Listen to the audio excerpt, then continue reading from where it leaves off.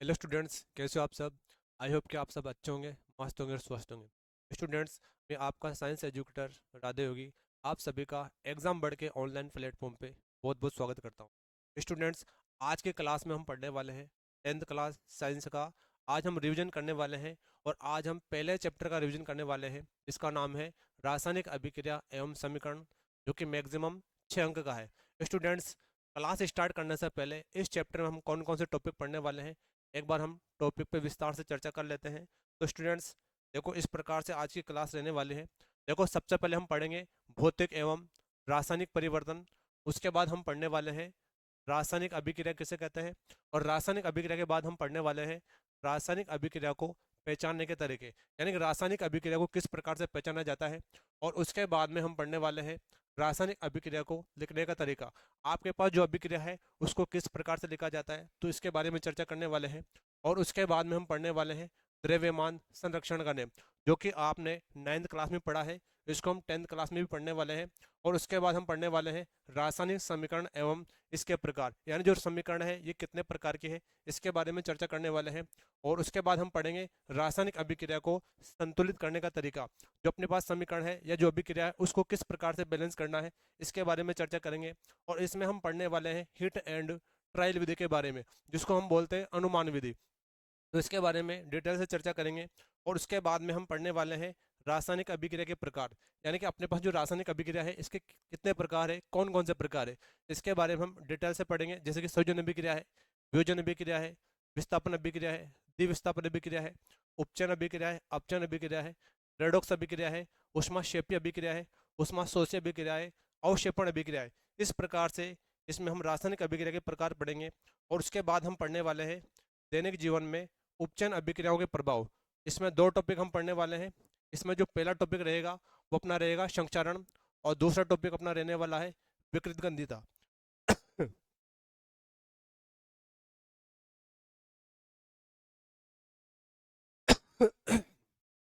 उसके बाद हम पढ़ने वाले हैं महत्वपूर्ण प्रश्न, यानी इस चैप्टर में कौन कौन से महत्वपूर्ण प्रश्न है जो कि एग्जाम की दृष्टि से बहुत इंपॉर्टेंट है, उसके बारे में हम चर्चा करने वाले हैं। तो चले स्टूडेंट्स, क्लास को स्टार्ट करते हैं। और क्लास को स्टार्ट हम करने वाले हैं भौतिक एवं रासायनिक परिवर्तन से।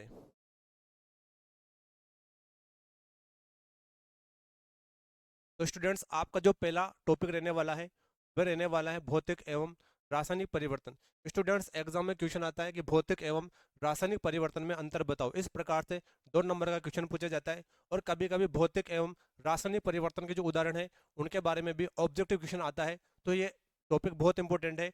और जो टॉपिक है ये पहले चैप्टर की, ये एक तरह से देखा जाए तो ये एक तरह से आधार है, बेसिक चीज़ है। तो इसको आपको थोड़ा ध्यान रखना है कि भौतिक परिवर्तन किसे कहते हैं और रासायनिक परिवर्तन किसे कहते हैं। तो इसके बारे में अपन चर्चा कर लेते हैं कि भौतिक परिवर्तन क्या है और रासायनिक परिवर्तन क्या है। तो एक तरफ हम लिखेंगे भौतिक परिवर्तन और एक तरफ हम लिखेंगे रासायनिक परिवर्तन। रासायनिक परिवर्तन, इसको आपको डिटेल से समझना है, क्योंकि यहाँ से एग्जाम्पल भी बहुत ज़्यादा इंपॉर्टेंट है। एग्जाम्पल के बारे में पूछा जाता है कि भौतिक परिवर्तन किसे कहते हैं और रासायनिक परिवर्तन किसे कहते हैं। तो स्टूडेंट, भौतिक परिवर्तन किसे कहते हैं? वह परिवर्तन जिसमें पदार्थ के भौतिक गुणों में परिवर्तन होता है लेकिन रासायनिक गुणों में कोई परिवर्तन नहीं होता, उसको हम बोलते हैं भौतिक परिवर्तन। भौतिक परिवर्तन में किसी भी पदार्थ के भौतिक गुणों में परिवर्तन होगा। अब भौतिक गुणों का मतलब है जैसे कि अवस्था हो सकती है ना। भौतिक गुणों का मतलब है अवस्था है ना, रूप, रंग, आकार, आकृति, इस प्रकार से ये आपको ध्यान रखना है। अगर किसी पदार्थ के भौतिक गुणों में परिवर्तन होता है लेकिन रासायनिक गुणों में कोई परिवर्तन नहीं होता है, रासायनिक गुणों में कोई परिवर्तन नहीं होता है, तो उसको हम क्या बोलते हैं? भौतिक परिवर्तन, है ना। अब भौतिक गुणों का मतलब हो रहा है अवस्था है, रूप है, रंग है, आकृति, इस प्रकार से। और रासायनिक परिवर्तन किसे कहते हैं? यदि किसी पदार्थ के रासायनिक गुणों में परिवर्तन होता है लेकिन भौतिक गुणों में कोई परिवर्तन नहीं होता है, तो उसे हम बोलते हैं रासायनिक परिवर्तन। तो इसमें कॉमन चीज़ क्या है? इसमें कॉमन चीज़ ये है कि इसमें भौतिक गुणों में परिवर्तन होगा, इसमें भौतिक गुणों में कोई परिवर्तन नहीं होगा। इसमें रासायनिक गुणों में परिवर्तन होगा लेकिन इसमें रासायनिक गुणों में कोई परिवर्तन नहीं होगा। तो इस प्रकार से ये कंडीशन आपको ध्यान रखनी है। अब आपको एक और बात ध्यान रखनी है। देखो, जो भौतिक परिवर्तन है, भौतिक परिवर्तन और रासायनिक परिवर्तन में क्या डिफरेंट है? अपन किस प्रकार से जांच करेंगे कि कौन सा परिवर्तन भौतिक है और कौन सा रासायनिक परिवर्तन है। तो भौतिक परिवर्तन में कभी भी नया पदार्थ नहीं बनेगा। अगर नया पदार्थ नहीं बन रहा है तो उसको हम बोलेंगे भौतिक परिवर्तन। अगर किसी भी अभिक्रिया में या समीकरण में नया पदार्थ बन रहा है तो उसको हम क्या बोलेंगे, उसको हम बोलेंगे रासायनिक परिवर्तन। देखो इसको हम एग्जाम्पल के माध्यम से समझ सकते हैं, जैसे कि बर्फ का पिघलना। बर्फ का पिघलना, तो बर्फ का पिघलना किस प्रकार का परिवर्तन है। तो स्टूडेंट्स आपको पता है कि बर्फ का पिघलना भौतिक परिवर्तन है। उसके बाद में इसमें हम देख सकते हैं जैसे कि कागज का जलना। कागज का जलना, तो कागज का जलना कौन सा परिवर्तन है। कागज का जलना रासायनिक परिवर्तन है, क्योंकि रासायनिक परिवर्तन में हमेशा नया पदार्थ बनता है। जब आप कागज को जलाते हो तो जलाने के बाद में आपको पता है स्टूडेंट, CO2 गैस बनती है और साथ में क्या निकलती है, ऊष्मा निकलती है। ऊष्मा निकलती है, तो इस प्रकार से हम चेक कर सकते हैं कि कौन सा भौतिक परिवर्तन है और कौन सा रासायनिक परिवर्तन है। देखो बर्फ का पिघलना, जब बर्फ पिघलता है तो पिघलने के बाद क्या बनता है, पानी बनता है ना। जब पानी को गर्म करोगे तो क्या बनती है बताओ, वाष्प बनती है। क्या बनती है, वाष्प। तो बर्फ का पिघलना, बर्फ को पिघलाओगे तो पानी बनेगा, पानी को गर्म करोगे तो क्या बनेगा, वाष्प बनेगा। तो स्टूडेंट्स आप यहाँ पे देखो, जब बर्फ पिघलती है तो उस टाइम पर भी जो बर्फ का जो फॉर्मूला है वो H2 होता है। उसके बाद में जब बर्फ पिघलने के बाद पानी बनता है तो इसका फॉर्मूला भी क्या होता है, इसका फॉर्मूला भी H2 होता है। जब पानी को आप ज़्यादा गर्म करते हो तो क्या बनती है, वाष्प बनती है।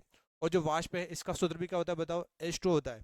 तो मुझे बताओ आप स्टूडेंट्स, क्या भौतिक परिवर्तन में नया पदार्थ बना, तो बिल्कुल भी नहीं बना, क्योंकि बर्फ भी क्या है, पानी है, पानी भी पानी है, और वाष्प भी क्या है, पानी है। लेकिन जब आपने कागज का दहन करा या कागज को जलाया तो जलाने के बाद में CO2 बना और साथ में क्या निकली, ऊष्मा निकली। तो इस प्रकार से हम देख सकते हैं कि रासायनिक परिवर्तन में एक प्रकार से नया पदार्थ बनेगा, लेकिन भौतिक परिवर्तन में नया पदार्थ नहीं बनेगा। तो स्टूडेंट्स आपको ध्यान रखना है, यदि किसी पदार्थ के भौतिक गुणों में परिवर्तन होता है लेकिन रासायनिक गुणों में कोई परिवर्तन नहीं होता है तो उसको हम बोलते हैं भौतिक परिवर्तन। और रासायनिक परिवर्तन में क्या होगा, केवल और केवल रासायनिक गुणों में परिवर्तन होगा, लेकिन भौतिक गुणों में कोई परिवर्तन नहीं होगा। अब देखो अवस्था का मतलब है, देखो जो बर्फ पहले सॉलिड था, उसके बाद पानी बनने के बाद क्या बन गया, लिक्विड बन गया। उसके बाद वाष्प बनने के बाद में यहाँ पे गैस बन गया। तो इस प्रकार से यहाँ अवस्था में भी क्या हुआ, परिवर्तन हुआ, रूप में भी परिवर्तन हुआ। उसके बाद रंग और आकृति भी चेंज होगी। ये सॉलिड होता है, ये लिक्विड है, और ये क्या है बताओ, ये गैस है। तो इस प्रकार से आपको ध्यान रखना है। उसके बाद अंतर अगर याद करें तो अंतर में देखो, पहला कि जो भौतिक परिवर्तन है इसमें समय कम लगता है। भौतिक परिवर्तन में समय कम लगता है, जबकि इसमें समय ज़्यादा लगता है। जैसे कि बर्फ से पानी का बनना और पानी से वाष्प बनना, इसमें समय बिल्कुल कम लगता है। उसके बाद में आप किसी कागज़ का दहन कराओगे या किसी लकड़े का दहन कराओगे तो दहन कराने में समय बहुत ज़्यादा लगता है, तो इसमें समय कम लगेगा, इसमें समय ज़्यादा लगता है। उसके बाद में दूसरा एग्जाम्पल लिख सकते हैं हम, इसमें हम भौतिक परिवर्तन में पुनः प्रारंभिक अवस्था प्राप्त कर सकते हैं। जैसे कि आपने बर्फ बनाया, बर्फ से पानी बनाया और पानी से वाष्प बनाया। अगर आप वाष्प को ठंडा करोगे तो ठंडा करने के बाद में वाष्प पानी में चेंज हो जाएगा। पानी को और ज़्यादा ठंडा करोगे तो पानी किस में चेंज हो जाएगा, बर्फ में। तो कहने का मतलब यह है कि भौतिक परिवर्तन में पुनः प्रारंभिक पदार्थ की प्राप्ति कर सकते हैं, लेकिन रासायनिक परिवर्तन में पुनः प्रारंभिक पदार्थ की प्राप्ति नहीं हो सकती है।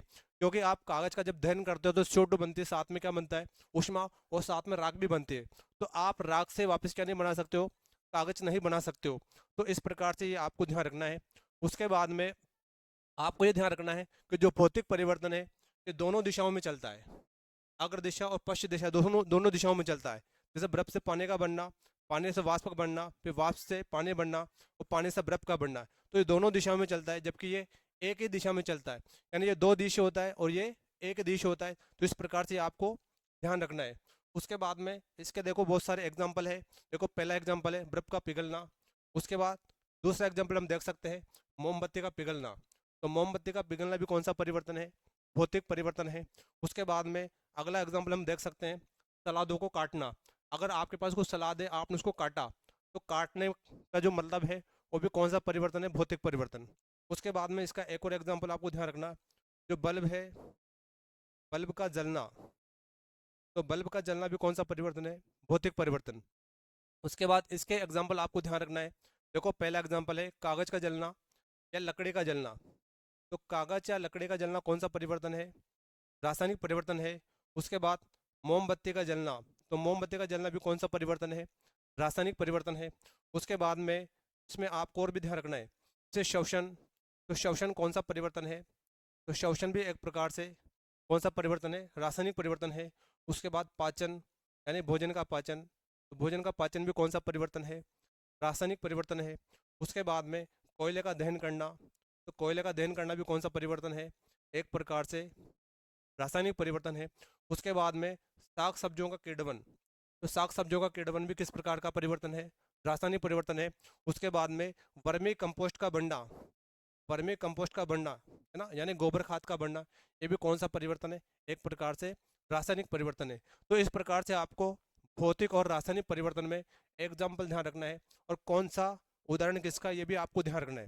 जैसा एग्जामिनर आपको दे देगा कि श्वसन किस प्रकार का परिवर्तन है, भौतिक परिवर्तन, रासायनिक परिवर्तन, या दोनों नहीं, दोनों या दोनों में से कोई नहीं, इस प्रकार से आपको ध्यान रखना है। उसके बाद देखो अगला अपना रहने वाला है रासायनिक अभिक्रिया, यानी रासायनिक अभिक्रिया किसे कहते हैं? यानी किसी भी पदार्थ के रासायनिक गुणों में होने वाले परिवर्तन को हम रासायनिक अभिक्रिया कहते हैं। अगर आपके पास कोई भी पदार्थ है, अगर उस पदार्थ के रासायनिक गुणों में, कौन से गुणों में? अगर किसी भी पदार्थ के रासायनिक गुणों में परिवर्तन हो रहा है, कौन से गुणों में? रासायनिक गुणों में परिवर्तन होता है, तो उसे हम कहते हैं रासायनिक अभिक्रिया। किसी भी पदार्थ के रासायनिक गुणों में होने वाले परिवर्तन को रासायनिक अभिक्रिया कहते हैं। अब स्टूडेंट्स, अभी हमने पढ़ा कि जब भी रासायनिक गुणों में परिवर्तन होगा तो हमेशा क्या बनेगा? नया पदार्थ बनेगा, ये आपको ध्यान रखना है। जब भी रासायनिक गुणों में परिवर्तन होगा तो क्या बनेगा? नया पदार्थ बनेगा। कहने का तात्पर्य ये है कि जहाँ जहाँ रासायनिक अभिक्रिया होगी वहाँ वहाँ क्या बनेगा? वहाँ वहाँ नया पदार्थ बनेगा। ये आपको थोड़ा ध्यान रखना है। इसको पहचानने का तरीका है, इसको हम एग्जाम्पल के माध्यम से समझ सकते हैं। जैसे कि पहला एग्जाम्पल है मैग्नीशियम फीते का दहन, यानी जब आप मैग्नीशियम फीते का दहन करवाते हो, है ना, यानी मैग्नीशियम फीते का दहन, दहन का मतलब है अपने को किससे क्रिया करवानी है? ऑक्सीजन से। तो magnesium plus oxygen equal to क्या बनेगा? मैग्नीशियम ऑक्साइड बनेगा। मैग्नीशियम मैग्नीशियम ऑक्साइड, तो ये इसका पहला एग्जाम्पल है मैग्नीशियम प्लस ऑक्सीजन। जब मैग्नीशियम की क्रिया हम ऑक्सीजन से करवाते हैं तो क्या बनेगा? Magnesium oxide. अब मैग्नीशियम अलग है, ऑक्सीजन अलग है, और मैग्नीशियम ऑक्साइड अलग है, तो जो मैग्नीशियम ऑक्साइड ये एक प्रकार से क्या है? ये नया पदार्थ है। तो आपको ध्यान रखना है किसी भी पदार्थ के रासायनिक गुणों में होने वाले परिवर्तन को हम रासायनिक अभिक्रिया कहते हैं। और आपसे एग्जाम्पल पूछे तो एग्जाम्पल में आपको लिखना है magnesium plus oxygen equal to क्या हो जाएगा? Magnesium oxide. इस प्रकार हम रासायनिक अभिक्रिया को समझा सकते हैं। उसके बाद उपरोक्त जो अभिक्रिया है इसको हम शब्द समीकरण भी कह सकते हैं। क्या कह सकते हैं? शब्द समीकरण, क्योंकि समीकरण को शब्दों में लिखना क्या कहलाता है? शब्द समीकरण कहलाता है। ये भी आपको ध्यान रखना है। तो आपसे पूछा जाए कि शब्द समीकरण किसे कहते हैं, तो रासायनिक अभिक्रिया को या रासायनिक समीकरण को शब्दों के रूप में लिखना क्या कहलाता है? शब्द समीकरण, जिसको हम इस प्रकार से लिख सकते हैं। तो ये आपको ध्यान रखना है। उसके बाद रासायनिक अभिक्रिया के और भी बहुत सारे एग्जाम्पल है। अभी हमने लिखा था कि रासायनिक गुणों में परिवर्तन, तो श्वसन अभिक्रिया है ना, श्वसन, तो श्वसन भी क्या एक प्रकार से रासायनिक अभिक्रिया है। उसके बाद में अगर देखा जाए तो भोजन का पाचन, भोजन का पाचन, तो भोजन का पाचन भी क्या है? एक प्रकार से रासायनिक अभिक्रिया है, क्योंकि भोजन का जब पाचन होता है तो यहाँ भी क्या बनता है? नया पदार्थ बनता है। जब भोजन का डाइजेशन होगा तो ये क्या बनेगा? नया पदार्थ। उसके बाद श्वसन अभिक्रिया में भी क्या होता है? देखो ग्लूकोज का क्या होता है? ऑक्सीकरण होता है, तो CO2 बनती है, H2 बनती है, और ATP ऊर्जा के रूप में अपने को एनर्जी प्राप्त होती है। तो श्वसन अभिक्रिया भी क्या एक प्रकार से रासायनिक अभिक्रिया है। भोजन का पाचन भी क्या है? रासायनिक अभिक्रिया है। उसके बाद में अगर देखा जाए तो शाक सब्जियों का कीड़वन, साग सब्जियों का कीड़वन, साग सब्जियों का कीड़वन,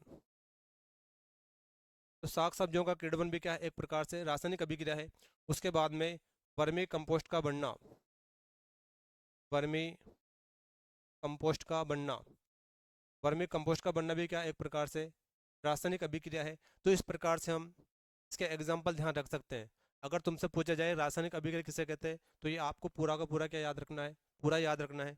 उसके बाद देखो स्टूडेंट्स, अगला हम पढ़ने वाले हैं इसमें रासायनिक अभिक्रिया को पहचानने के तरीके, है ना, यानी कि रासायनिक अभिक्रिया को किस प्रकार से पहचाना जा सके। अगर आपके पास दो पदार्थ है, अगर आपको दो पदार्थ दे दिए जाए और दो पदार्थ देने के बाद में आपसे बोला जाए कि आप रासायनिक अभिक्रिया को पहचानो कि रासायनिक अभिक्रिया संपन्न हो रही है या नहीं, तो इसको पहचानने के देखो 3-4 टॉपिक है, आपको थोड़ा ध्यान रखना है कि रासायनिक अभिक्रिया को किस प्रकार से पहचान सकते हैं। देखो सबसे पहले है, अगर किसी भी रासायनिक अभिक्रिया में अवस्था में परिवर्तन हो रहा है, अवस्था में परिवर्तन, तो इसका मतलब है कि वहाँ पर रासायनिक अभिक्रिया संपन्न हो रही है, यानी अवस्था में परिवर्तन, अवस्था में परिवर्तन। उसके बाद में दूसरा है रंग में परिवर्तन, रंग में परिवर्तन। अगर किसी भी अभिक्रिया में रंग में परिवर्तन हो रहा है, इसका मतलब है वह रासायनिक अभिक्रिया संपन्न हो रही है। उसके बाद में का तीसरा है तापमान में परिवर्तन, तापमान में परिवर्तन, तापमान में परिवर्तन। और चौथा इसका जो पॉइंट है वो इस प्रकार से है, गैस का उत्सर्जन, गैस का उत्सर्जन। तो रासायनिक अभिक्रिया को पहचानने के यहाँ 4 तरीके हैं। देखो पहला तरीका है अवस्था में परिवर्तन, दूसरा तरीका है रंग में परिवर्तन, तीसरा तरीका है तापमान में परिवर्तन, और चौथा तरीका है गैस का उत्सर्जन। अगर किसी भी रासायनिक अभिक्रिया में आपको ये 4 कंडीशन दिखाई देती है, तो इसका मतलब है कि वहाँ पर रासायनिक अभिक्रिया संपन्न हो रही है। देखो अवस्था में परिवर्तन का मतलब इसको हम एग्जाम्पल के माध्यम से समझ सकते हैं। देखो पहला एग्जाम्पल इसका इस प्रकार से है कि कोयले का दहन करवाना, यानी कि कार्बन की क्रिया आपने ऑटो से करवाई, तो ऑटो से करवाने के बाद में CO2 बनेगा, और साथ में क्या बनेगा, साथ में ऊष्मा बनेगी, है ना। तो देखो यहाँ अवस्था में परिवर्तन हुआ है। देखो पहले जो कार्बन था ये सॉलिड था, उसके बाद ये गैस है, और गैस होने के बाद में जब कार्बन डाइऑक्साइड बनेगा तो ये भी क्या है, ये भी एक प्रकार से गैस है। तो आप यहाँ देखो अवस्था में परिवर्तन हुआ है या नहीं, क्योंकि पहले कोयला सॉलिड था, उसके बाद में क्या बन गया बताओ, गैस बन गया। तो इस प्रकार से हम देख सकते हैं कि यदि किसी भी अभिक्रिया में अवस्था में परिवर्तन होता है, तो एक प्रकार से कह सकते हैं कि वहाँ पे रासायनिक अभिक्रिया संपन्न हो रही है। उसके बाद में और भी बहुत सारे एग्जाम्पल इसके ले सकते हैं हम। उसके बाद देखो अगला एग्जाम्पल इसका ले सकते हैं, मैग्नीशियम फीते का दहन, यानी Mg+O2, है ना। तो यह बनेगा मैग्नीशियम ऑक्साइड, MgO, ये सॉलिड है। उसके बाद ये क्या है, गैस है। उसके बाद जो मैग्नीशियम ऑक्साइड है ये भी एक प्रकार से क्या है, सॉलिड है। तो इस प्रकार से यहाँ भी क्या हुआ बताओ, अवस्था में परिवर्तन हुआ है। उसके बाद में अगला एग्जाम्पल हम देख सकते हैं H2+O2, H2+O2, यानी H2+O2 दोनों गैसें क्रिया करने के बाद में H2 बनाती है। क्या बनाती है, H2। तो स्टूडेंट्स H2 यानी जो हाइड्रोजन है ये क्या है, गैस है। उसके बाद ऑक्सीजन भी क्या है, गैस है। इन दोनों गैसों के मिलने के बाद में क्या बनता है, H2 बनता है, लिक्विड बनता है। ये आपको ध्यान रखना है। अब स्टूडेंट देखो यहाँ भी क्या है, यहाँ एक प्रकार से ये H2 भी क्या है, नया पदार्थ है, ये गैस है, ये भी गैस है। उसके बाद में क्या है, लिक्विड, है ना। अब ये नया पदार्थ किस प्रकार से, क्योंकि इसका जो गुण है इन दोनों से क्या है, डिफरेंट है। स्टूडेंट्स आपको पता है कि जो H2 गैस है इसका उपयोग हम करते हैं रॉकेट ईंधन में, है ना, रॉकेट ईंधन में। उसके बाद जो O2 है यानी जो ऑक्सीजन है, इसका उपयोग हम करते हैं किसी भी पदार्थ को जलाने के लिए, इसका यूज करते हैं। इसका रॉकेट ईंधन में करते हैं, इसको किसी भी पदार्थ का दहन करवाना है, जलाना है, तो O2 का यूज करते हैं। लेकिन इसका यूज कब करते हैं हम, है ना, इसको जलाने में, जबकि इसका यूज करते हैं हम किसी भी पदार्थ को बुझाने में। तो दोनों का डिफरेंट अलग अलग है, यानी कि इन दोनों का गुण अलग है और इसका गुण क्या है, अलग है। तो इस प्रकार से अवस्था में परिवर्तन हो रहा है, तो हम कह सकते हैं किसी भी रासायनिक अभिक्रिया को पहचानने का ये तरीका है एक तरह से। उसके बाद में है रंग में परिवर्तन। अब रंग में परिवर्तन के देखो बहुत सारे क्या है, तरीके हैं। अगर किसी भी रासायनिक अभिक्रिया में रंग में परिवर्तन होता है, तो हम कह सकते हैं कि वहाँ पर रासायनिक अभिक्रिया संपन्न हो रही है। देखो इसको कह सकते हैं जैसे कि बालों का सफ़ेद होना, है ना, बालों का सफ़ेद होना। तो बालों का सफ़ेद होना ये भी एक प्रकार से क्या है, बालों का सफ़ेद होना एक प्रकार से क्या है, रासायनिक अभिक्रिया, है ना। उसके बाद दूसरा एग्जाम्पल हम ले सकते हैं, दूसरा एग्जाम्पल है ना, साग सब्जियों का पकना या फलों का पकना। उसके बाद में इसको हम एग्जाम्पल के माध्यम से समझ सकते हैं, जैसे कि आपके पास क्या है, जब हम आयरन की क्रिया कॉपर सल्फेट से करवाते हैं, यानी CuSO4 से करवाते हैं, क्या हम कह सकते हैं कि कॉपर सल्फेट के विलयन में जब हम लोहे की किले डालते हैं तो क्या बनता है, फेरस सल्फेट बनता है, यानी FeSO4 बनता है, और उसके बाद में कॉपर बाहर निकल जाता है। तो स्टूडेंट्स आपको यहाँ देखना है कि जो कॉपर सल्फेट है इसको हम बोलते हैं नीला थोता। क्या बोलते हैं, नीला थोता बोलते हैं, नीला थोता। उसके बाद जो फेरस सल्फेट है इसको हम बोलते हैं हरा कशिश, हरा कशिश, हरा कशिश। इसको हम समझ सकते हैं, जब कॉपर सल्फेट के विलयन में लोहे की कीलें डालते हैं तो लोहे की कीलें डालने के बाद क्या बनता है, फेरस सल्फेट बनता है। वो कॉपर यहाँ से बाहर निकल जाता है। तो देखो पहले जो विलयन था वह नीला था, वो बाद में कैसा हो गया, हरा हो गया। तो हम कह सकते हैं कि यहाँ पे क्या हो बताओ, यहाँ पे रंग में परिवर्तन हुआ है। तो जहाँ रंग में परिवर्तन होता है वहाँ रासायनिक अभिक्रिया संपन्न होती है। उसके बाद देखो तीसरा है तापमान में परिवर्तन। अब तापमान में परिवर्तन बहुत सिंपल सी बात है फ्रेंड्स, आपको पता है तब दानेदार जिंक की क्रिया, दानेदार जिंक की क्रिया सल्फ्यूरिक अम्ल से करवाते हैं, यानी H2SO4 से करवाते हैं, तो क्या बनता है, जिंक सल्फेट बनता है, यानी कि ZnSO4 बनता है। और साथ में H2 गैस बाहर निकलती है। ये आपको ध्यान रखना है। तो H2SO4 के विलयन में, H2SO4 के विलयन में आपने क्या डाला, दानेदार जिंक के टुकड़े डाले। तो दानेदार जिंक के टुकड़े डालने के बाद में जिस पात्र में ये अभिक्रिया होती है वो पात्र क्या हो जाता है बताओ, गर्म हो जाता है। इस प्रकार से हम कह सकते हैं कि तापमान में क्या हुआ, यहाँ पे परिवर्तन हुआ है। यानी कि आपके पास कोई पात्र है जिसमें आपने सल्फ्यूरिक अम्ल भर रखा है, और सल्फ्यूरिक अम्ल भरने के बाद में उस पात्र में आपने क्या डाला, जेड यानी जिंक, है ना, जिंक के टुकड़े डाले। तो डालने के बाद जो पात्र है वो क्या हो जाता है, गर्म हो जाता है ना। उत्पाद के रूप में जिंक सल्फेट बनेगा और H2 बनता है। इस प्रकार से जो पात्र है वो गर्म हो जाता है, तो हम कह सकते हैं कि तापमान में क्या हुआ, परिवर्तन। उसके बाद चौथा टॉपिक है गैस का उत्सर्जन।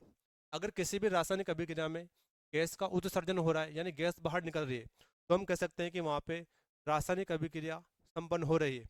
इसको भी हम, जो चौथा पॉइंट है, इसको हम इसी समीकरण से समझ सकते हैं, Zn+H2SO4, तो जिंक सल्फेट बनेगा। और कौन सी गैस बाहर निकल रही है, तो H2 गैस बाहर निकल रही है। तो हम कह सकते हैं कि यहाँ पे गैस का क्या हो रहा है बताओ, उत्सर्जन हो रहा है, यानी गैस बाहर निकल रही है। तो इस प्रकार से रासायनिक अभिक्रिया को पहचानने के चार तरीके हैं। पहला तरीका है अवस्था में परिवर्तन, जिसको हमने एग्जाम्पल के माध्यम से समझा है। उसके बाद में रंग में परिवर्तन, तापमान में परिवर्तन, और चौथा है गैस का उत्सर्जन। उसके बाद देखो अगला टॉपिक किस प्रकार से है। तो अगला टॉपिक अपना है रासायनिक अभिक्रिया को लिखने का तरीका, यानी कि रासायनिक अभिक्रिया को किस प्रकार से लिखा जाता है, उसको लिखने का तरीका क्या है। तो स्टूडेंट्स देखो, किसी भी रासायनिक अभिक्रिया में दो पदार्थ बहुत इंपॉर्टेंट होते हैं, जिसको हम एक को बोलते हैं अभिकारक और दूसरे को हम बोलते हैं उत्पाद। तो एक तरफ हम क्या लिखते हैं, किसी भी अभिक्रिया में हम एक तरफ लिखते हैं अभिकारक, अभिकारक, और जिसको हम क्रियाकारक भी कहते हैं, क्रियाकारक ना। अभिकारक या क्रियाकारक इक्वल टू क्या बनेगा, उत्पाद बनता है, यानी प्रोडक्ट बनता है। और उत्पाद का दूसरा नाम है क्रियाफल, क्रियाफल। तो इस प्रकार से आपको ध्यान रखना है, किसी भी रासायनिक अभिक्रिया में दो पदार्थ बहुत इंपॉर्टेंट होते हैं। उसका पहला नाम है अभिकारक या क्रियाकारक, और दूसरे का नाम है उत्पाद या क्रियाफल। अब स्टूडेंट्स आपको ध्यान रखना है कि अभिकारक या क्रियाकारक को तीर के निशान के किधर लगते हैं, लिखते हैं हम, इसको हम लिखते हैं तीर के निशान के बाईं ओर लिखते हैं। उसके बाद में उत्पाद या क्रियाफल को हम दाईं ओर लिखते हैं। ये आपको ध्यान रखना है, दाईं ओर। उसके बाद में, उसके बाद में तीर के निशान के ऊपर हम उत्प्रेरक को लिखते हैं, उत्प्रेरक। ये आपको ध्यान रखनी है। तो किसी भी रासायनिक अभिक्रिया को लिखने के तरीके में अभिकारक क्या है, उत्प्रेरक क्या है, उत्पाद क्या है, और एक और हम इसमें लिखते हैं भौतिक अवस्था। ये अपने पास चार पॉइंट्स हैं। तो चार पॉइंट्स आपको ध्यान रखने हैं कि अभिक्रिया को लिखने के तरीके में सबसे पहले अभिकारक क्या है ना, उत्पाद क्या है, उत्प्रेरक क्या है, और भौतिक अवस्था क्या है।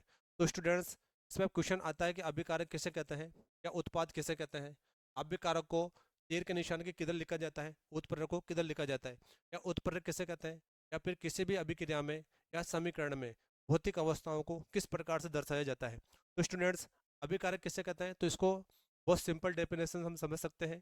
किसी भी रासायनिक अभिक्रिया में, किसी भी रासायनिक अभिक्रिया में भाग लेने वाले, किसी भी रासायनिक अभिक्रिया में भाग लेने वाले पदार्थों को, किसी भी रासायनिक अभिक्रिया में भाग लेने वाले पदार्थों को हम अभिकारक या क्रियाकारक कहते हैं। और इन्हें तीर के निशान के बाईं ओर लिखा जाता है, ये आपको ध्यान रखना है। और किसी भी रासायनिक अभिक्रिया में, किसी भी रासायनिक अभिक्रिया में बनने वाले, किसी भी रासायनिक अभिक्रिया में बनने वाले नए पदार्थ को, कौन से पदार्थ को, नए पदार्थ को हम क्या कहते हैं, उत्पाद या क्रियाफल कहते हैं। ये आपको ध्यान रखना है। देखो एक बार और देखो, किसी भी अभिक्रिया में भाग लेने वाले, है ना, किसी भी अभिक्रिया में भाग लेने वाले पदार्थों को हम अभिकारक या क्रियाकारक कहते हैं, और किसी भी अभिक्रिया में बनने वाले नए पदार्थ को हम क्या कहते हैं, उत्पाद या क्रियाफल कहते हैं। ये आपको ध्यान रखना है। उसके बाद उत्प्रेरक किसे कहते हैं, बहुत सिंपल सी बात है, किसी भी रासायनिक अभिक्रिया में जो अभिक्रिया की दर को बढ़ा देते हैं या अभिक्रिया की दर को घटा देते हैं, उसको हम कहते हैं उत्प्रेरक। या हम ऐसे कह सकते हैं कि वे पदार्थ जो रासायनिक अभिक्रिया में भाग नहीं लेते हैं, वे पदार्थ जो रासायनिक अभिक्रिया में भाग नहीं लेते हैं लेकिन रासायनिक अभिक्रिया की दर को परिवर्तित कर देते हैं, यानी अभिक्रिया की दर को बढ़ा भी सकते हैं और घटा भी सकते हैं, उसको हम बोलते हैं उत्प्रेरक। ये आपको ध्यान रखना है। उसके बाद में इसमें आपको ध्यान रखनी है भौतिक अवस्थाएं, यानी कि भौतिक अवस्थाओं को किस प्रकार से लिखना है। किसी भी रासायनिक अभिक्रिया में या समीकरण में भौतिक अवस्थाओं को किस प्रकार से लिखना है। तो भौतिक अवस्थाएं चार प्रकार की होती है। यदि कोई पदार्थ ठोस अवस्था में है यानी सॉलिड है तो उसको हम एस से लिखेंगे। अगर किसी भी पदार्थ या कोई पदार्थ गैस अवस्था में है, गैस अवस्था में है तो हम उसको जिसे लिखेंगे। अगर कोई पदार्थ द्रव अवस्था में है तो हम उसको एल यानी लिक्विड से लिखेंगे। और यदि कोई विलयन है ना, यदि कोई क्या है अपने पास विलयन है तो विलयन को हम एक्वस यानी एक्यू से लिखेंगे। तो इस प्रकार से रासायनिक अभिक्रिया को लिखने का जो तरीका है, ये चौथा पॉइंट आपको ध्यान रखना है। अगर कोई पदार्थ ठोस अवस्था में है तो सोलिड लिखेंगे, गैस है तो जी से लिखेंगे, अगर कोई द्रव है तो किससे लिखेंगे, एल यानी लिक्विड से लिखेंगे, और यदि कोई पदार्थ विलयन है तो एक्यू से लिखेंगे, एक्वस। तो इस प्रकार से रासायनिक अभिक्रिया को लिखने का ये तरीका है। उसके बाद में देखो अगला टॉपिक अपना रहने वाला है द्रव्यमान संरक्षण का नियम, जो कि एग्जाम की दृष्टि से क्या है, बहुत इंपॉर्टेंट है कि आपको ध्यान रखना है। और द्रव्यमान संरक्षण का नियम आपने 9th क्लास में पढ़ा है और ये आपके 10th क्लास में भी है। स्टूडेंट्स, द्रव्यमान संरक्षण का नियम किसे कहते हैं, तो बहुत सिंपल सी बात है, किसी भी रासायनिक अभिक्रिया में, किसी भी रासायनिक अभिक्रिया में द्रव्यमान को, है ना, किसी भी रासायनिक अभिक्रिया में द्रव्यमान को न तो उत्पन्न कर सकते हैं और न ही द्रव्यमान को क्या कर सकते हैं, नष्ट कर सकते हैं, है ना। यानी किसी भी रासायनिक अभिक्रिया में द्रव्यमान का न तो सर्जन होता है और न द्रव्यमान का विनाश होता है। इसको केवल हम क्या कर सकते हैं, इसको केवल हम, इसको केवल हम, है ना, एक रूप से दूसरे रूप में बदल सकते हैं, जिसको हम कहते हैं द्रव्यमान संरक्षण का नियम। यानी कि किसी भी रासायनिक अभिक्रिया में द्रव्यमान का न तो सर्जन होगा और न ही विनाश होगा, इसे केवल एक रूप से दूसरे रूप में बदला जा सकता है, इसे हम कहते हैं द्रव्यमान संरक्षण का नियम। इसको हम एग्जाम्पल के माध्यम से समझ सकते हैं। देखो इसका पहला एग्जाम्पल है, जैसे कि अपने पास क्या है, कैल्शियम कार्बोनेट। जब हम कैल्शियम कार्बोनेट को गर्म करते हैं तो कैल्शियम कार्बोनेट को गर्म करने के बाद में इसका अपघटन होता है, और अपघटन होने के बाद में कैल्शियम ऑक्साइड बनता है, और साथ में क्या बनती है बताओ, कार्बन डाइऑक्साइड गैस बनती है। इस प्रकार से आपको ध्यान रखना है। तो स्टूडेंट्स, अब इसका द्रव्यमान किस प्रकार से निकालेंगे, तो स्टूडेंट्स आपको पता है जो कैल्शियम है इसका परमाणु क्रमांक 20 होता है। कैल्शियम का परमाणु क्रमांक कितना होता है, 20 होता है ना। तो परमाणु क्रमांक 20 है, लेकिन इसका द्रव्यमान कितना होता है, कैल्शियम का द्रव्यमान होता है 40। उसके बाद कार्बन है, तो कार्बन का परमाणु क्रमांक 6 है, और द्रव्यमान इसका कितना होता है स्टूडेंट्स, इसका द्रव्यमान होता है 12। उसके बाद जो ऑक्सीजन है इसका परमाणु क्रमांक कितना है, इसका परमाणु क्रमांक 8 है ना, 8, लेकिन इसका द्रव्यमान कितना होता है, इसका द्रव्यमान होता है 16, है ना। परमाणु क्रमांक 8 है और द्रव्यमान कितना है 16। अब ये 3 से गुणा है तो इसको कितने से गुणा करना है, 3 से गुणा करना है।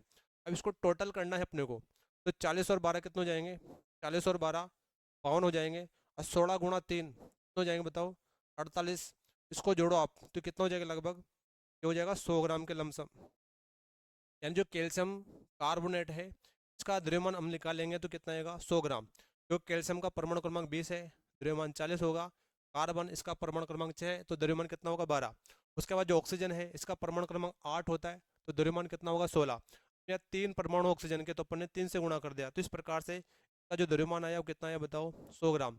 उसके बाद इधर देखो आप, जो कैल्शियम ऑक्साइड है इसका द्रव्यमान निकालते हैं।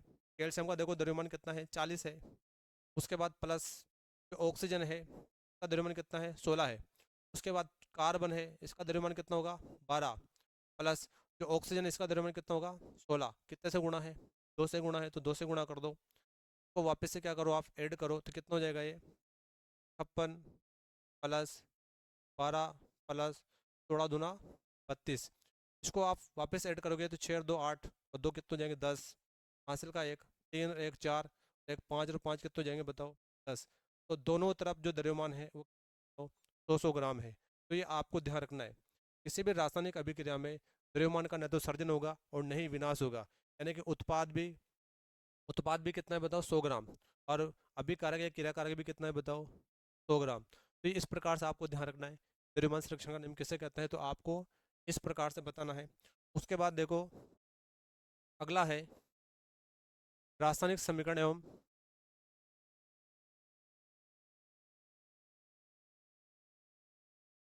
रासायनिक समीकरण एवं इसके प्रकार, यानी जो समीकरण है ये कितने प्रकार की होती है और इसके कौन कौन से प्रकार है। तो स्टूडेंट्स रासायनिक समीकरण के 2 प्रकार है, इसमें से आपको जो पहला प्रकार है वो आपको इस प्रकार से ध्यान रखना है कि जो पहला प्रकार है उसको हम बोलते हैं असंतुलित समीकरण। असंतुलित असंतुलित समीकरण, यानी इस समीकरण का जो पहला प्रकार है वो पहला प्रकार है असंतुलित समीकरण, और इसका दूसरा नाम है कंकाली कंकाली रासायनिक समीकरण। कंकाली रासायनिक समीकरण एक कंकाली रासायनिक समीकरण के नाम से पूछी जा चुकी है और पूछी भी जा सकती है। तो आपको ध्यान रखना है कि जो असंतुलित रासायनिक समीकरण है इसको हम क्या बोल सकते हैं, कंकाली रासायनिक समीकरण भी बोल सकते हैं। तो कंकाली रासायनिक समीकरण किसे कहते हैं, ऐसे रासायनिक समीकरण जिसमें क्रियाकारक और उत्पाद दोनों में परमाणु की संख्या और परमाणु भार क्या हो असमान हो, यानी परमाणु की संख्या भी क्या असमान और परमाणु भार भी क्या हो असमान, तो उसको हम बोलते हैं असंतुलित समीकरण या कंकाली रासायनिक समीकरण। यानी ऐसी रासायनिक समीकरण जिसमें क्रियाकारक में और उत्पाद में परमाणु की संख्या और परमाणु भार दोनों ही क्या हो असमान हो, तो उसको हम बोलते हैं असंतुलित समीकरण। इसको हम एग्जाम्पल के माध्यम से समझ सकते हैं। देखो इसका पहला एग्जाम्पल इस प्रकार से है, देखो मैग्नीशियम, इसकी क्रिया हम कराते हैं O2 से, तो स्टूडेंट्स क्या बनता है मैग्नीशियम ऑक्साइड बनता है। अब मुझे बताओ इसको हम बोलते हैं क्रियाकारक है ना, इसको हम बोलते हैं क्रियाफल है ना, इसको हम क्या बोलते हैं क्रियाकारक या अभिकारक, इसको हम बोलते हैं क्रियाफल या उत्पाद। अब दोनों तरफ देखो आप परमाणु संख्या क्या बराबर है ना, बराबर बिल्कुल भी नहीं। देखो इधर मैग्नीशियम का एक परमाणु है, इधर भी मैग्नीशियम का एक परमाणु है, लेकिन यहाँ पे देखो ऑक्सीजन के कितने परमाणु है 2 परमाणु है, और यहाँ ऑक्सीजन के कितने परमाणु 1 परमाणु है। तो ये देखो यहाँ पे परमाणु संख्या क्या है असमान, जब परमाणु की संख्या असमान है तो द्रव्यमान भी क्या होगा असमान होगा, तो इसको हम क्या बोल सकते हैं असंतुलित समीकरण। उसके बाद का दूसरा प्रकार है संतुलित समीकरण संतुलित रासायनिक समीकरण, संतुलित रासायनिक समीकरण। अब संतुलित रासायनिक समीकरण किसे कहते हैं, ऐसे रासायनिक समीकरण जिसमें क्रियाकारक में और उत्पाद में परमाणु की संख्या और परमाणु भार दोनों ही क्या हो समान हो। अगर दोनों समान है तो उसको हम बोलते हैं संतुलित रासायनिक समीकरण। और इसको देखो स्टूडेंट्स एग्जाम्पल के माध्यम से हम समझ सकते हैं। इसका पहला एग्जाम्पल इस प्रकार से है, जैसे कि कार्बन या कोयला, जब हम कोयले का दहन करवाते हैं तो क्या बनता है बताओ CO2 बनता है और साथ में ऊष्मा बाहर निकलती है। तो यहाँ पे आप देखो परमाणु की संख्या और परमाणु भार दोनों ही बराबर है, यहाँ कार्बन 1 है यहाँ भी कार्बन 1 है, यहाँ ऑक्सीजन के 2 परमाणु है और यहाँ ऑक्सीजन के कितने परमाणु 2 परमाणु, तो परमाणु की संख्या बराबर है तो परमाणु भार भी क्या होगा बराबर होगा। उसके बाद में दूसरा एग्जाम्पल इस प्रकार से, कैल्शियम कार्बोनेट का हम अपघटन कराते हैं, यानी इसको तोड़ते हैं, तो तोड़ने के बाद क्या बनता है कैल्शियम ऑक्साइड बनेगा और साथ में क्या बनेगा कार्बन डाइऑक्साइड। तो आप यहाँ स्टूडेंट्स देखो यहाँ पे कैल्शियम का एक परमाणु है, यहाँ भी कैल्शियम का एक परमाणु है। उसके बाद में देखो यहाँ कैल्शियम का एक परमाणु है, यहाँ भी कैल्शियम का एक परमाणु है, यहाँ कार्बन 1 है, यहाँ भी कार्बन कितना है 1, यहाँ देखो ऑक्सीजन के कितने परमाणु हैं 3 परमाणु है, यहाँ भी देखो 3 परमाणु, एक तो ये है और 2 ये, तो 3 परमाणु है। तो परमाणु की संख्या समान है और परमाणु भार भी क्या है समान, जिसको हम बोलते हैं संतुलित रासायनिक समीकरण। उसके बाद में इसका तीसरा प्रकार है शब्द समीकरण। तो स्टार्ट में हमने चर्चा करी थी शब्द समीकरण। तो शब्द समीकरण किसे कहते हैं? शब्द समीकरण। तो समीकरणों को शब्दों के रूप में लिखना। अगर आपने किसी भी समीकरण को शब्दों के रूप में लिख दिया तो उसको हम बोलते हैं शब्द समीकरण।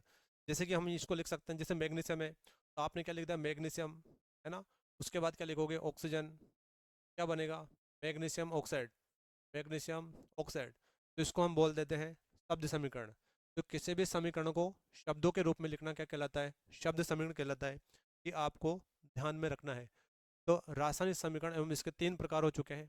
पहला है संतुलित समीकरण, जिसको हम बोलते हैं कंकाली रासायनिक समीकरण, और दूसरा प्रकार है संतुलित रासायनिक समीकरण, और तीसरा प्रकार है शब्द समीकरण।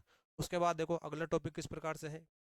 तो अगला टॉपिक अपना रहने वाला है रासायनिक समीकरण को संतुलित करने का तरीका, है ना।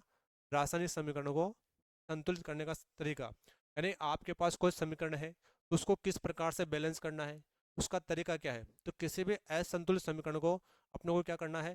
संतुलित करना है। तो संतुलित करने के लिए जिस विधि का उपयोग हम करते हैं उसको हम बोलते हैं हिट एंड ट्रायल विधि। और जो हिट एंड ट्रायल विधि है इसका दूसरा नाम है अनुमान विधि। ये भी आपको ध्यान रखना है। यानी हिट एंड ट्रायल विधि का दूसरा नाम क्या है? अनुमान विधि। तो अनुमान विधि या हिट एंड ट्रायल विधि किसे कहते हैं? तो असंतुलित समीकरणों को संतुलित करने के लिए जिस विधि का उपयोग करते हैं उसे हम कहते हैं हिट एंड ट्रायल विधि। और हिट एंड ट्रायल विधि का उपयोग क्या करते हैं, हम कब करते हैं? तो असंतुलित समीकरणों को संतुलित करने के लिए इसका उपयोग किया जाता है। ये भी आपको ध्यान रखना है। अब आपके पास कोई भी समीकरण है तो उसको किस प्रकार से बैलेंस करते हैं, इसको हम एग्जाम्पल के माध्यम से समझ सकते हैं। देखो पहला एग्जाम्पल इस प्रकार से है। देखो Ap plus H2, Ap plus H2, यानी कि आपने लोहे की क्रिया H2 से करवाई तो क्या बनेगा बताओ? Fe3 बनेगा, O4 बनेगा, और प्लस में क्या बनेगा? प्लस में H2 बनेगा। अब ये असंतुलित समीकरण है। देखो यहाँ पे आयरन का एक परमाणु है, यहाँ आयरन के 3 परमाणु हैं, यहाँ हाइड्रोजन के 2 परमाणु हैं, यहाँ भी कितने परमाणु? 2 परमाणु हैं। उसके बाद यहाँ ऑक्सीजन का कितना परमाणु? 1 परमाणु। और यहाँ ऑक्सीजन के कितने परमाणु? 4 परमाणु। तो ये असंतुलित समीकरण है। अब असंतुलित समीकरण को आपको क्या करना है? बैलेंस करना है। तो बैलेंस करने के लिए किस विधि का उपयोग करेंगे हम? तो बैलेंस करने के लिए हम हिट एंड ट्रायल विधि या अनुमान विधि का उपयोग करेंगे। देखो इसको किस प्रकार से बैलेंस करेंगे, स्टेप बाय स्टेप इसके 4-5 चरण हैं। देखो पहले चरण में क्या करेंगे? सबसे पहले चरण में जो आपके पास जो समीकरण दे रखी है उस समीकरण को बॉक्स में बंद करेंगे। यानी कि आपके पास जो समीकरण दे रखी है उस समीकरण को आपको क्या करना है? सबसे पहले बॉक्स में बंद करना है। तो देखो जो पहले समीकरण है यानी आयरन है, इसको अपने क्या कर दिया बताओ? बॉक्स के अंदर क्या कर दिया बताओ? बंद कर दिया। Ap plus H2। उसके बाद देखो Fe3 O4, उसके बाद प्लस H2 है। इस प्रकार से तो जो आपके पास जो समीकरण दे रखी है उसमें उपस्थित परमाणु और परमाणु की संख्या जो भी दे रखा है उसको डिब्बे में बंद कर दिया। अब बंद करने के बाद में अपन दूसरे चरण में क्या करेंगे? हम दूसरे चरण में क्या करेंगे? जो समीकरण दे रखी है तो प्रत्येक समीकरण में उपस्थित परमाणु की संख्या को नोट करना है ना। यानी इस समीकरण में क्रिया कारक में और उत्पाद में कौन कौन से परमाणु है ना। तो देखो स्टूडेंट्स, क्रिया कारक में देखो आयरन है, उसके बाद क्या है? हाइड्रोजन है और ऑक्सीजन है। उत्पाद में भी क्या है? एक आयरन है, ऑक्सीजन है, और साथ में क्या है? हाइड्रोजन है। तो दूसरे चरण में हम क्या करेंगे? कि जो परमाणु है उनकी संख्या नोट करेंगे। और नोट करने के बाद में हम तीसरे चरण में क्या करेंगे? हम तीसरे चरण में देखेंगे कि क्रिया कारक में और उत्पाद में किस परमाणु की संख्या ज़्यादा है। क्रिया कारक में और उत्पाद में किस परमाणु की संख्या ज़्यादा है? जिस परमाणु की संख्या ज़्यादा है सबसे पहले हम उसी को बैलेंस करेंगे। तो स्टूडेंट्स, परमाणु की संख्या नोट करने के बाद में परमाणु की संख्या नोट करने के बाद में तीसरे चरण में हम देखेंगे कि क्रिया कारक में या उत्पाद में किस परमाणु की संख्या ज़्यादा है। तो जिस परमाणु की संख्या ज़्यादा है सबसे पहले हम उसको बैलेंस करेंगे। तो स्टूडेंट्स आप बताओ मुझे, यहाँ पे आयरन का 1 परमाणु है, इधर आयरन के 3 परमाणु है, इधर हाइड्रोजन के कितने परमाणु? 2 परमाणु है, और इधर भी हाइड्रोजन के 2 परमाणु है। लेकिन यहाँ पे आप देखो, यहाँ पे ऑक्सीजन का 1 परमाणु है, और यहाँ ऑक्सीजन के कितने परमाणु है? 4 परमाणु है। तो सबसे ज़्यादा परमाणु किसके? देखो तो सबसे ज़्यादा परमाणु यहाँ देखो आप ऑक्सीजन के है। यानी क्रिया कारक में या उत्पाद में, है ना, परमाणु संख्या नोट करना है। और नोट करने के बाद में देखना है कि किस परमाणु की संख्या ज़्यादा है। तो स्टूडेंट्स उत्पाद में देखो परमाणु संख्या कितनी है? यहाँ पे 4, और यहाँ कितनी? 1। तो उत्पाद में 4 परमाणु है और क्रिया कारक में 1 परमाणु है ना। तो सबसे ज़्यादा किसकी परमाणु संख्या ज़्यादा है? तो ऑक्सीजन की, है ना। तो तीसरे चरण में हम इसको बैलेंस करेंगे, ऑक्सीजन को बैलेंस करेंगे, है ना, ऑक्सीजन को बैलेंस करना। अब ऑक्सीजन को बैलेंस करने के लिए मुझे बताओ आप क्या करेंगे कि उत्पाद में कितने से गुणा करें कि यहाँ 4 हो जाए। तो स्टूडेंट्स यहाँ आप 4 से गुणा करोगे, है ना, तो 4 से गुणा करने के बाद में यहाँ क्या हो जाएगा, 4 ऑक्सीजन, यहाँ भी कितनी ऑक्सीजन हो जाएगी, 4 ऑक्सीजन। उसके बाद बैलेंस करने के बाद फिर हम दोबारा से चेक करेंगे कि क्रिया कारक में और उत्पाद में किस परमाणु की संख्या ज़्यादा है। जिस परमाणु की संख्या ज़्यादा है फिर उसको वापस से बैलेंस करेंगे।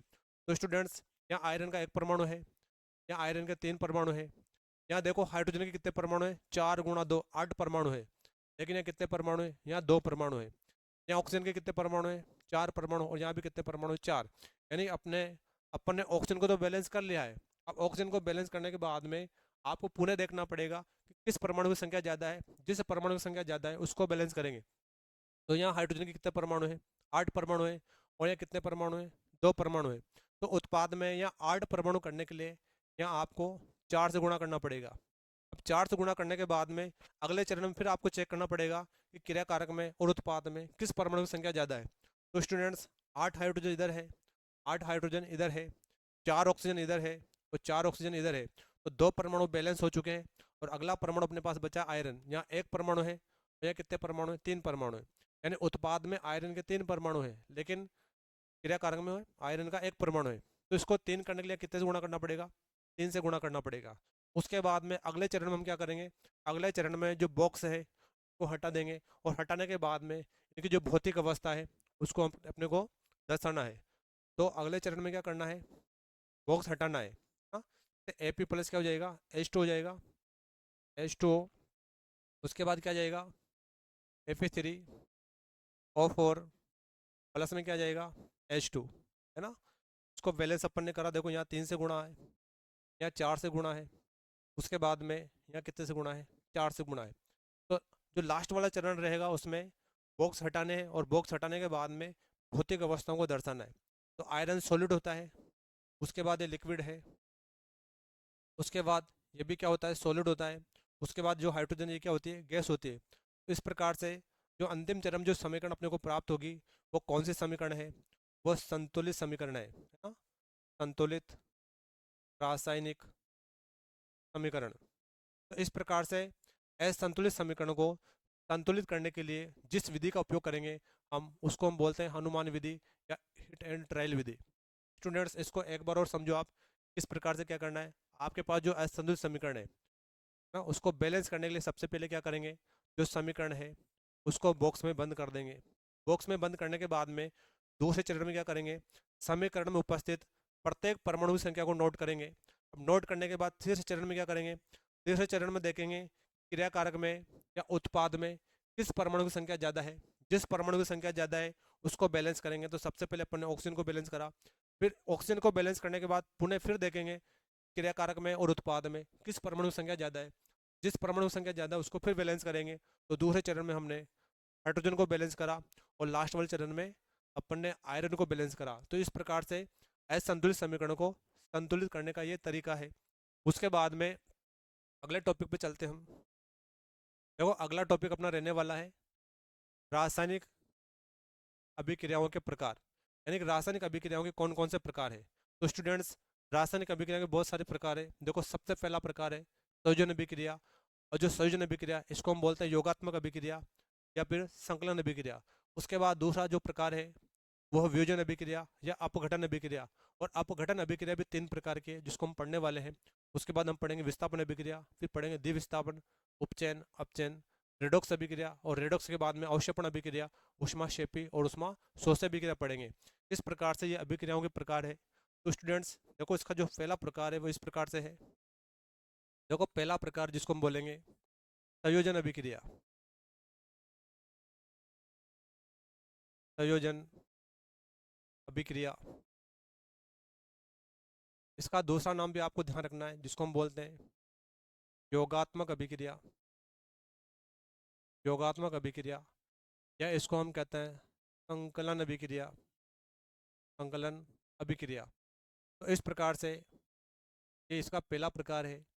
संयोजन अभिक्रिया किसे कहते हैं, या योगात्मक अभिक्रिया किसे कहते हैं, या संकलन अभिक्रिया किसे कहते हैं। तो स्टूडेंट्स आपको इसका शाब्दिक अर्थ ध्यान रखना है कि संयोजन अभिक्रिया का शाब्दिक अर्थ क्या है। तो संयोजन अभिक्रिया का शाब्दिक अर्थ होता है जुड़ना, है ना। जैसे कि शाब्दिक अर्थ क्या होता है, जुड़ना, है ना। आपको ध्यान रखना है। तो संयोजन अभिक्रिया या योगात्मक अभिक्रिया का शाब्दिक अर्थ क्या है, जुड़ना। यानी कि संयोजन अभिक्रिया में दो पदार्थ जुड़ेंगे और दो पदार्थ जुड़ने के बाद में एक उत्पाद बनाएंगे। अगर आपको इस प्रकार से कंडीशन दिखती है तो इसका मतलब है कौन सी अभिक्रिया होगी, वो संयोजन अभिक्रिया है। इसको हम समझ सकते हैं ना। जैसे अपने पास कितने पदार्थ है, अपने पास दो पदार्थ है। पहला पदार्थ ए है और दूसरा पदार्थ बी है। इस प्रकार से अपने पास दो पदार्थ है और दोनों पदार्थों के मिलने के बाद में क्या बनेगा, ए बी बनेगा, है ना, ए बी। अब देखो ए प्लस बी, इसको सब बोलते हैं अभिकारक या क्रियाकारक। जो ए बी है इसको बोलते हैं क्रियाफल या उत्पाद। तो इस प्रकार से आपको ध्यान रखना है। ऐसी रासायनिक अभिक्रिया जिसमें दो या दो से अधिक दो या दो से अधिक अभिकारक या क्रियाकारक पदार्थ मिलकर एकल उत्पाद का निर्माण करते हैं तो उसको हम बोलते हैं संयोजन अभिक्रिया। यानी इसमें दो या दो से अधिक पदार्थ मिलेंगे और मिलने के बाद क्या बनाएंगे, एक उत्पाद का निर्माण करेंगे। जैसे कि एग्जाम्पल के माध्यम से इसको भी हम समझ सकते हैं। देखो इसका जो पहला उदाहरण है वो इस प्रकार से है। कैल्शियम कैल्शियम हाइड्रोक्साइड का निर्माण, कैल्शियम हाइड्रोक्साइड का निर्माण। तो कैल्शियम हाइड्रोक्साइड का निर्माण ये कौन सी अभिक्रिया है, ये संयोजन अभिक्रिया है। तो कैल्शियम हाइड्रोक्साइड का निर्माण ये किस अभिक्रिया, कौन सी अभिक्रिया है, ये संयोजन अभिक्रिया है। जैसे कि कैल्शियम हाइड्रोक्साइड का निर्माण किस प्रकार से होता है। तो स्टूडेंट्स अपने पास है कैल्शियम ऑक्साइड। जब हम कैल्शियम ऑक्साइड की क्रिया H2O से करवाते हैं यानी जल से करवाते हैं तो क्या बनता है, तो कैल्शियम हाइड्रोक्साइड बनता है ना। आपको ध्यान रखना है। अब कैल्शियम ऑक्साइड क्या है, ये सॉलिड होता है। उसके बाद H2O लिक्विड है। उसके बाद में ये क्या होता है, एक प्रकार से विलयन होता है जिसका उपयोग हम सफेदी करने के लिए किया जाता है ना। तो कैल्शियम हाइड्रोक्साइड, तो यहाँ पे देखो दो पदार्थ है और दो पदार्थों के मिलने के बाद में क्या बनता है, एक उत्पाद बन रहा है। तो इसको हम कह सकते हैं कि ये एक प्रकार से संयोजन अभिक्रिया का एग्जाम्पल है। और वैसे भी आपको पता है कि जब कैल्शियम ऑक्साइड की क्रिया हम जल से करवाते हैं तो जल से करवाने के बाद में जिस पात्र में अभिक्रिया होती है वो पात्र गर्म हो जाता है। तो ये एक प्रकार से ऊष्माक्षेपी अभिक्रिया भी है, क्योंकि कैल्शियम ऑक्साइड जिसको हम कहते हैं बिना बुझा हुआ चूना, इसकी क्रिया H2O से करवाते हैं तो बनता है कैल्शियम हाइड्रोक्साइड जिसको हम कहते हैं बुझा हुआ चूना। जो बुझा हुआ चूना है ना, जिसका उपयोग हम करते हैं सफेदी करने के लिए। तो जिस पात्र में अभिक्रिया होती है वो पात्र क्या हो जाता है, गर्म हो जाता है। तो एक प्रकार से ऊष्माक्षेपी अभिक्रिया का एग्जाम्पल भी है, ये भी आपको ध्यान रखना है। उसके बाद में इसका दूसरा एग्जाम्पल है कोयले का दहन। कोयले का दहन, तो कोयले का दहन भी किस प्रकार की अभिक्रिया है, कोयले का दहन भी एक प्रकार से संयोजन अभिक्रिया का ही उदाहरण है। जैसे कि कार्बन है, इसकी क्रिया किससे करवाएंगे, O2 से करवाएंगे। तो O2 से करवाने के बाद में क्या बनेगा, CO2 बनेगा और साथ में ऊष्मा बाहर निकलेगी इस प्रकार से, ऊष्मा बाहर। तो कोयले का दहन ये भी किस प्रकार का उदाहरण है, ये भी एक प्रकार से संयोजन अभिक्रिया है। उसके बाद में अगला एग्जाम्पल हम देख सकते हैं। तो अगला एग्जाम्पल इस प्रकार से है। इसका तीसरा एग्जाम्पल है प्राकृतिक गैस का दहन। प्राकृतिक प्राकृतिक गैस का दहन। अब स्टूडेंट्स आपको पता है प्राकृतिक गैस किसे कहते हैं। तो मेथेन गैस को हम प्राकृतिक गैस बोलते हैं, यानी CH4। इसका दहन करवाएंगे यानी O2 से क्रिया करवाएंगे तो क्या बनेगा, तो बनेगा CO2 बनेगा और साथ में क्या बनेगा बताओ, H2O बनेगा। CO2 प्लस H2O और साथ में ऊष्मा बाहर निकलती है ना। तो इस प्रकार से ये आपको ध्यान रखना है स्टूडेंट्स। इसके बाद इसका जो चौथा एग्जाम्पल है वह है जल का निर्माण। जल का निर्माण, ये जल का निर्माण भी एक प्रकार से संयोजन अभिक्रिया है। अब स्टूडेंट्स जल का निर्माण किस प्रकार से होता है, तो H2 प्लस O2 दोनों गैसें क्रिया करने के बाद में क्या बनाती है, H2O बनाती है। यानी H2 प्लस O2 दोनों गैसें क्रिया करने के बाद में क्या बनाते हैं, H2O बनाते हैं। तो ये भी एक प्रकार से क्या है, संयोजन अभिक्रिया का एग्जाम्पल है। उसके बाद हाइड्रोजन गैस होती है, ये भी गैस होती है। उसके बाद H2 क्या होता है, लिक्विड होता है। अब इसको बैलेंस करने के लिए क्या करना पड़ेगा, देखो यहाँ हाइड्रोजन का 2 परमाणु है, यहाँ ऑक्सीजन के 2 परमाणु है, यहाँ हाइड्रोजन के 2 परमाणु है, लेकिन यहाँ ऑक्सीजन का 1 परमाणु है। तो यहाँ अपने को 2 से गुणा करना पड़ेगा, और यहाँ भी कितने से गुणा करना पड़ेगा, 2 से गुणा करना पड़ेगा। तो इस प्रकार से आपको ध्यान रखना है कि संयोजन अभिक्रिया किसे कहते हैं। तो ऐसे रासायनिक अभिक्रिया जिसमें 2 या 2 से अधिक क्रियाकारक पदार्थ मिलकर एकल उत्पाद का निर्माण करते हैं उसे हम कहते हैं संयोजन अभिक्रिया। और इसका पहला एग्जाम्पल है कैल्शियम हाइड्रोक्साइड का निर्माण। उसके बाद इसका दूसरा एग्जाम्पल है कोयले का दहन, और तीसरा एग्जाम्पल है प्राकृतिक गैस का दहन, और चौथा एग्जाम्पल है जल का निर्माण। इस प्रकार से ये आपको ध्यान रखना है। उसके बाद में अगला जो आपका रहने वाला है वो इस प्रकार से है। अगला प्रकार है, उसको हम कहते हैं वियोजन अभिक्रिया। वियोजन अभिक्रिया, या फिर इसको हम बोलते हैं अपघटन अभिक्रिया। अपघटन अभिक्रिया। तो वियोजन अभिक्रिया या अपघटन अभिक्रिया ये रासायनिक अभिक्रिया का दूसरा प्रकार है। स्टूडेंट्स आपको इसमें ध्यान रखना है कि वियोजन अभिक्रिया या अपघटन अभिक्रिया का शाब्दिक अर्थ क्या है। तो वियोजन अभिक्रिया या अपघटन अभिक्रिया का शाब्दिक अर्थ होता है टूटना, ये आपको ध्यान रखना है। जैसे संयोजन अभिक्रिया का शाब्दिक अर्थ है जुड़ना, उसी प्रकार से इसका शाब्दिक अर्थ क्या हो जाएगा, टूटना, है ना। यानी कि वियोजन अभिक्रिया किसे कहेंगे, ऐसे रासायनिक अभिक्रिया जिसमें एक क्रियाकारक पदार्थ टूटकर 2 या 2 से अधिक उत्पाद का निर्माण करता है, इसे हम कहते हैं वियोजन अभिक्रिया। और इसको पहचानने का तरीका इस प्रकार से है, जैसे आपके पास में कोई भी एक क्रियाकारक पदार्थ जैसे AB है ना, इसका आपने क्या करवाया, अपघटन करवाया, और अपघटन करवाने के बाद में ये 2 या 2 से अधिक क्या बनाता है, उत्पाद बनाता है, तो इसे हम कहते हैं अपघटन या वियोजन अभिक्रिया। यानी ऐसी रासायनिक अभिक्रिया जिसमें एक ही क्रियाकारक पदार्थ मिलकर या एक अभिकारक मिलकर, है ना, और ये अपघटित होता है, तो अपघटित होने के बाद में 2 या 2 से अधिक क्या बनाएगा, उत्पाद बनाएगा, जिसको हम बोलते हैं अपघटन अभिक्रिया। इसको हम एग्जाम्पल के माध्यम से समझ सकते हैं। देखो इसका पहला एग्जाम्पल है जैसे कि कैल्शियम कार्बोनेट। जब हम कैल्शियम कार्बोनेट को क्या करते हैं, गर्म करते हैं, तो गर्म करने के बाद में कैल्शियम ऑक्साइड बनेगा, और कैल्शियम ऑक्साइड बनने के बाद क्या बनता है, CO2 बनता है। तो यहाँ पे एक ही क्रियाकारक पदार्थ टूटकर या अपघटित होकर 2 या 2 से अधिक क्या बना रहा है, उत्पाद बना रहा है, तो इसको हम बोलेंगे अपघटन अभिक्रिया या वियोजन अभिक्रिया। स्टूडेंट्स आपको ध्यान होगा कि जो वियोजन अभिक्रिया है ये 3 प्रकार की होती है ना। देखो इसका जो पहला प्रकार है वह इस प्रकार से है, देख सकते हैं। वियोजन अभिक्रिया का जो पहला प्रकार है उसको हम बोल सकते हैं ऊष्मीय या तापीय अपघटन। ऊष्मीय या तापीय अपघटन। ऊष्मीय या तापीय अपघटन इसका पहला प्रकार है, और इसका दूसरा प्रकार है विद्युत अपघटन, और तीसरा प्रकार है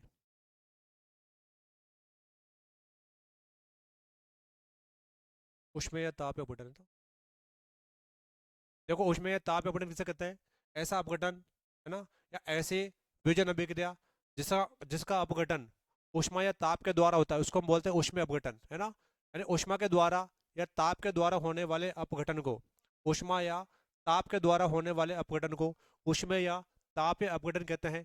और स्टूडेंट्स इसके जो एग्जाम्पल है वो एग्जाम की दृष्टि से बहुत ज़्यादा इंपॉर्टेंट है। देखो इसका जो पहला एग्जाम्पल है वह इस प्रकार से है। अभी हमने देखा था कैल्शियम कार्बोनेट। जब हम कैल्शियम कार्बोनेट को गर्म करते हैं, तो गर्म करने के बाद में ये क्या बनाता है, कैल्शियम ऑक्साइड बनाता है, और साथ में CO2 गैस बनती है ना। यानी कि आपने कैल्शियम कार्बोनेट को क्या करा, गर्म करा, तो गर्म करने के बाद क्या बनेगा, कैल्शियम ऑक्साइड बनेगा, और साथ में CO2 गैस बाहर निकलती है ना। तो ये एक प्रकार से ये ऊष्मीय या तापीय अपघटन का एग्जाम्पल है। उसके बाद में इसका जो दूसरा एग्जाम्पल है वो भी बहुत ज़्यादा इंपॉर्टेंट है, और ये इस प्रकार से है फेरस सल्फेट यानी FeSO4।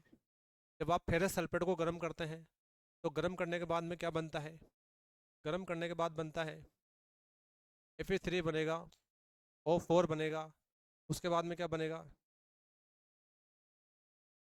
में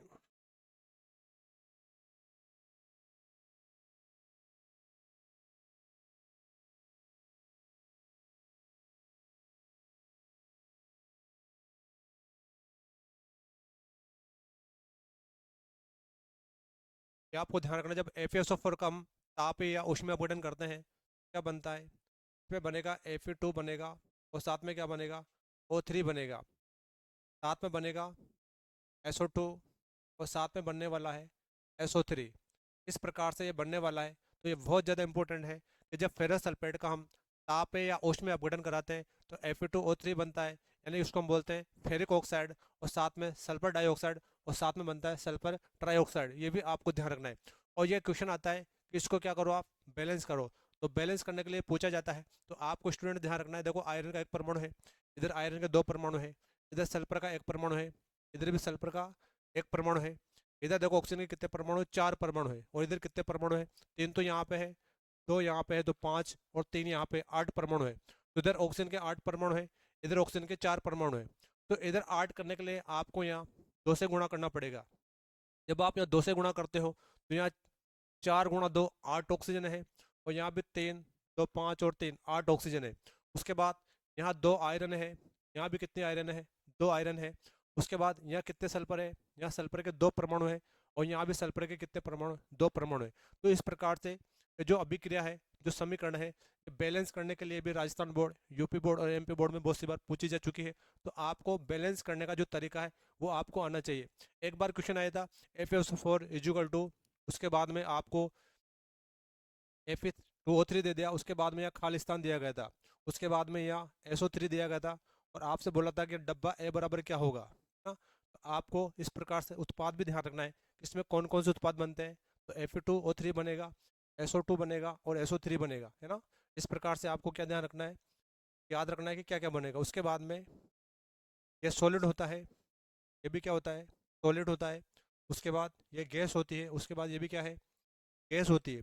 तो ये जो एग्जाम्पल है, और ये एग्जाम्पल ये बहुत ज़्यादा इंपॉर्टेंट है। उसके बाद में जो तीसरा एग्जाम्पल है वह लेड नाइट्रेट यानी PbNO3, है ना, PbNO3 होल ट्वाइस। इसका क्या करवाना है, ताप या अपघटन करवाना है। तो ताप या अपघटन जब हम करवाते हैं तो करवाने के बाद में लेड ऑक्साइड बनेगा, यानी PbO बनेगा, है ना। उसके बाद क्या बनेगा, NO2 बनेगा। उसके बाद में O2 गैस इसमें बाहर निकलती है। तो ये भी आपको ध्यान रखनी है। ये जो समीकरण है ये भी बहुत ज़्यादा इंपॉर्टेंट है। यानी लेड नाइट्रेट का हम ताप या अपघटन करवाते हैं, तो ताप या अपघटन करवाने के बाद में क्या बनेगा, लेड ऑक्साइड बनेगा, है ना, नाइट्रोजन डाइऑक्साइड बनेगा, और साथ में क्या बनेगी, ऑक्सीजन। उसके बाद में इसको बैलेंस करना है। देखो स्टूडेंट्स, लेड यहाँ पे एक है, यहाँ भी लेड एक है। उसके बाद यहाँ नाइट्रोजन के कितने परमाणु, दो परमाणु है, और यहाँ नाइट्रोजन का एक परमाणु है। उसके बाद यहाँ ऑक्सीजन के कितने परमाणु है, छः परमाणु है, यानी तीन गुणा दो, यानी छः ऑक्सीजन है। लेकिन यहाँ कितनी ऑक्सीजन है, एक तो ये है, दो ये तीन, और एक ही कितनी यहाँ पे, दो दो चार, पाँच ऑक्सीजन है, और यहाँ छः ऑक्सीजन है। तो यहाँ पाँच करने के लिए कितने से गुणा करना पड़ेगा। तो स्टूडेंट्स अपने को यहाँ दो दो चार, यानी कि आपको यहाँ चार से गुणा करना पड़ेगा, और यहाँ दो से गुणा करना पड़ेगा। तो बिल्कुल दो से गुणा करना पड़ेगा। दो लेड इधर हो जाएगी, यहाँ भी आपको दो से गुणा करना पड़ेगा, है ना। तो दो लेड इधर है, दो लेड इधर है। उसके बाद में दो नाइट्रोजन यहाँ पे है, दो इधर है, यानी चार नाइट्रोजन, और इधर भी कितनी नाइट्रोजन है, चार नाइट्रोजन है। इधर ऑक्सीजन के कितने परमाणु, तीन गुणा दो छः, और छः गुणा दो बारह ऑक्सीजन है। इधर भी ऑक्सीजन के कितने परमाणु है, दो तो यहाँ पे है, और चार गुणा दो आठ यहाँ पे है, दो यहाँ पे है, और दो यहाँ पे है। ये कितने परमाणु हो गए, बारह परमाणु। तो दो से यहाँ गुणा करना पड़ेगा, दो से यहाँ करना पड़ेगा, और चार से यहाँ गुणा करना पड़ेगा। तो इस प्रकार से आपको ध्यान रखना है। लेड नाइट्रेट का ताप या अपघटन करवाते हैं तो लेड ऑक्साइड बनेगा, नाइट्रोजन डाइऑक्साइड बनेगा, और साथ में कौन सी गैस बनेगी, यानी कि ऑक्सीजन गैस बनेगी। एक बार स्टूडेंट्स यहाँ से क्वेश्चन आया था कि जब लेड नाइट्रेट का हम ताप या ऊष्मीय अपघटन करवाते हैं तो नाइट्रोजन का कौन सा ऑक्साइड बनता है। तो नाइट्रोजन का कौन सा ऑक्साइड बनता है, तो इसका आंसर आएगा NO2, यानी नाइट्रोजन डाइऑक्साइड। इसका आंसर आया था, आंसर था। तो ये आपको ध्यान रखना है कि नाइट्रोजन का कौन सा उत्पाद बनेगा, कौन सा प्रोडक्ट बनेगा, तो NO2 बनेगा। ये आपको ध्यान रखना है। उसके बाद में इसका जो दूसरा प्रकार है वो इस प्रकार से है, इसको हम बोलते हैं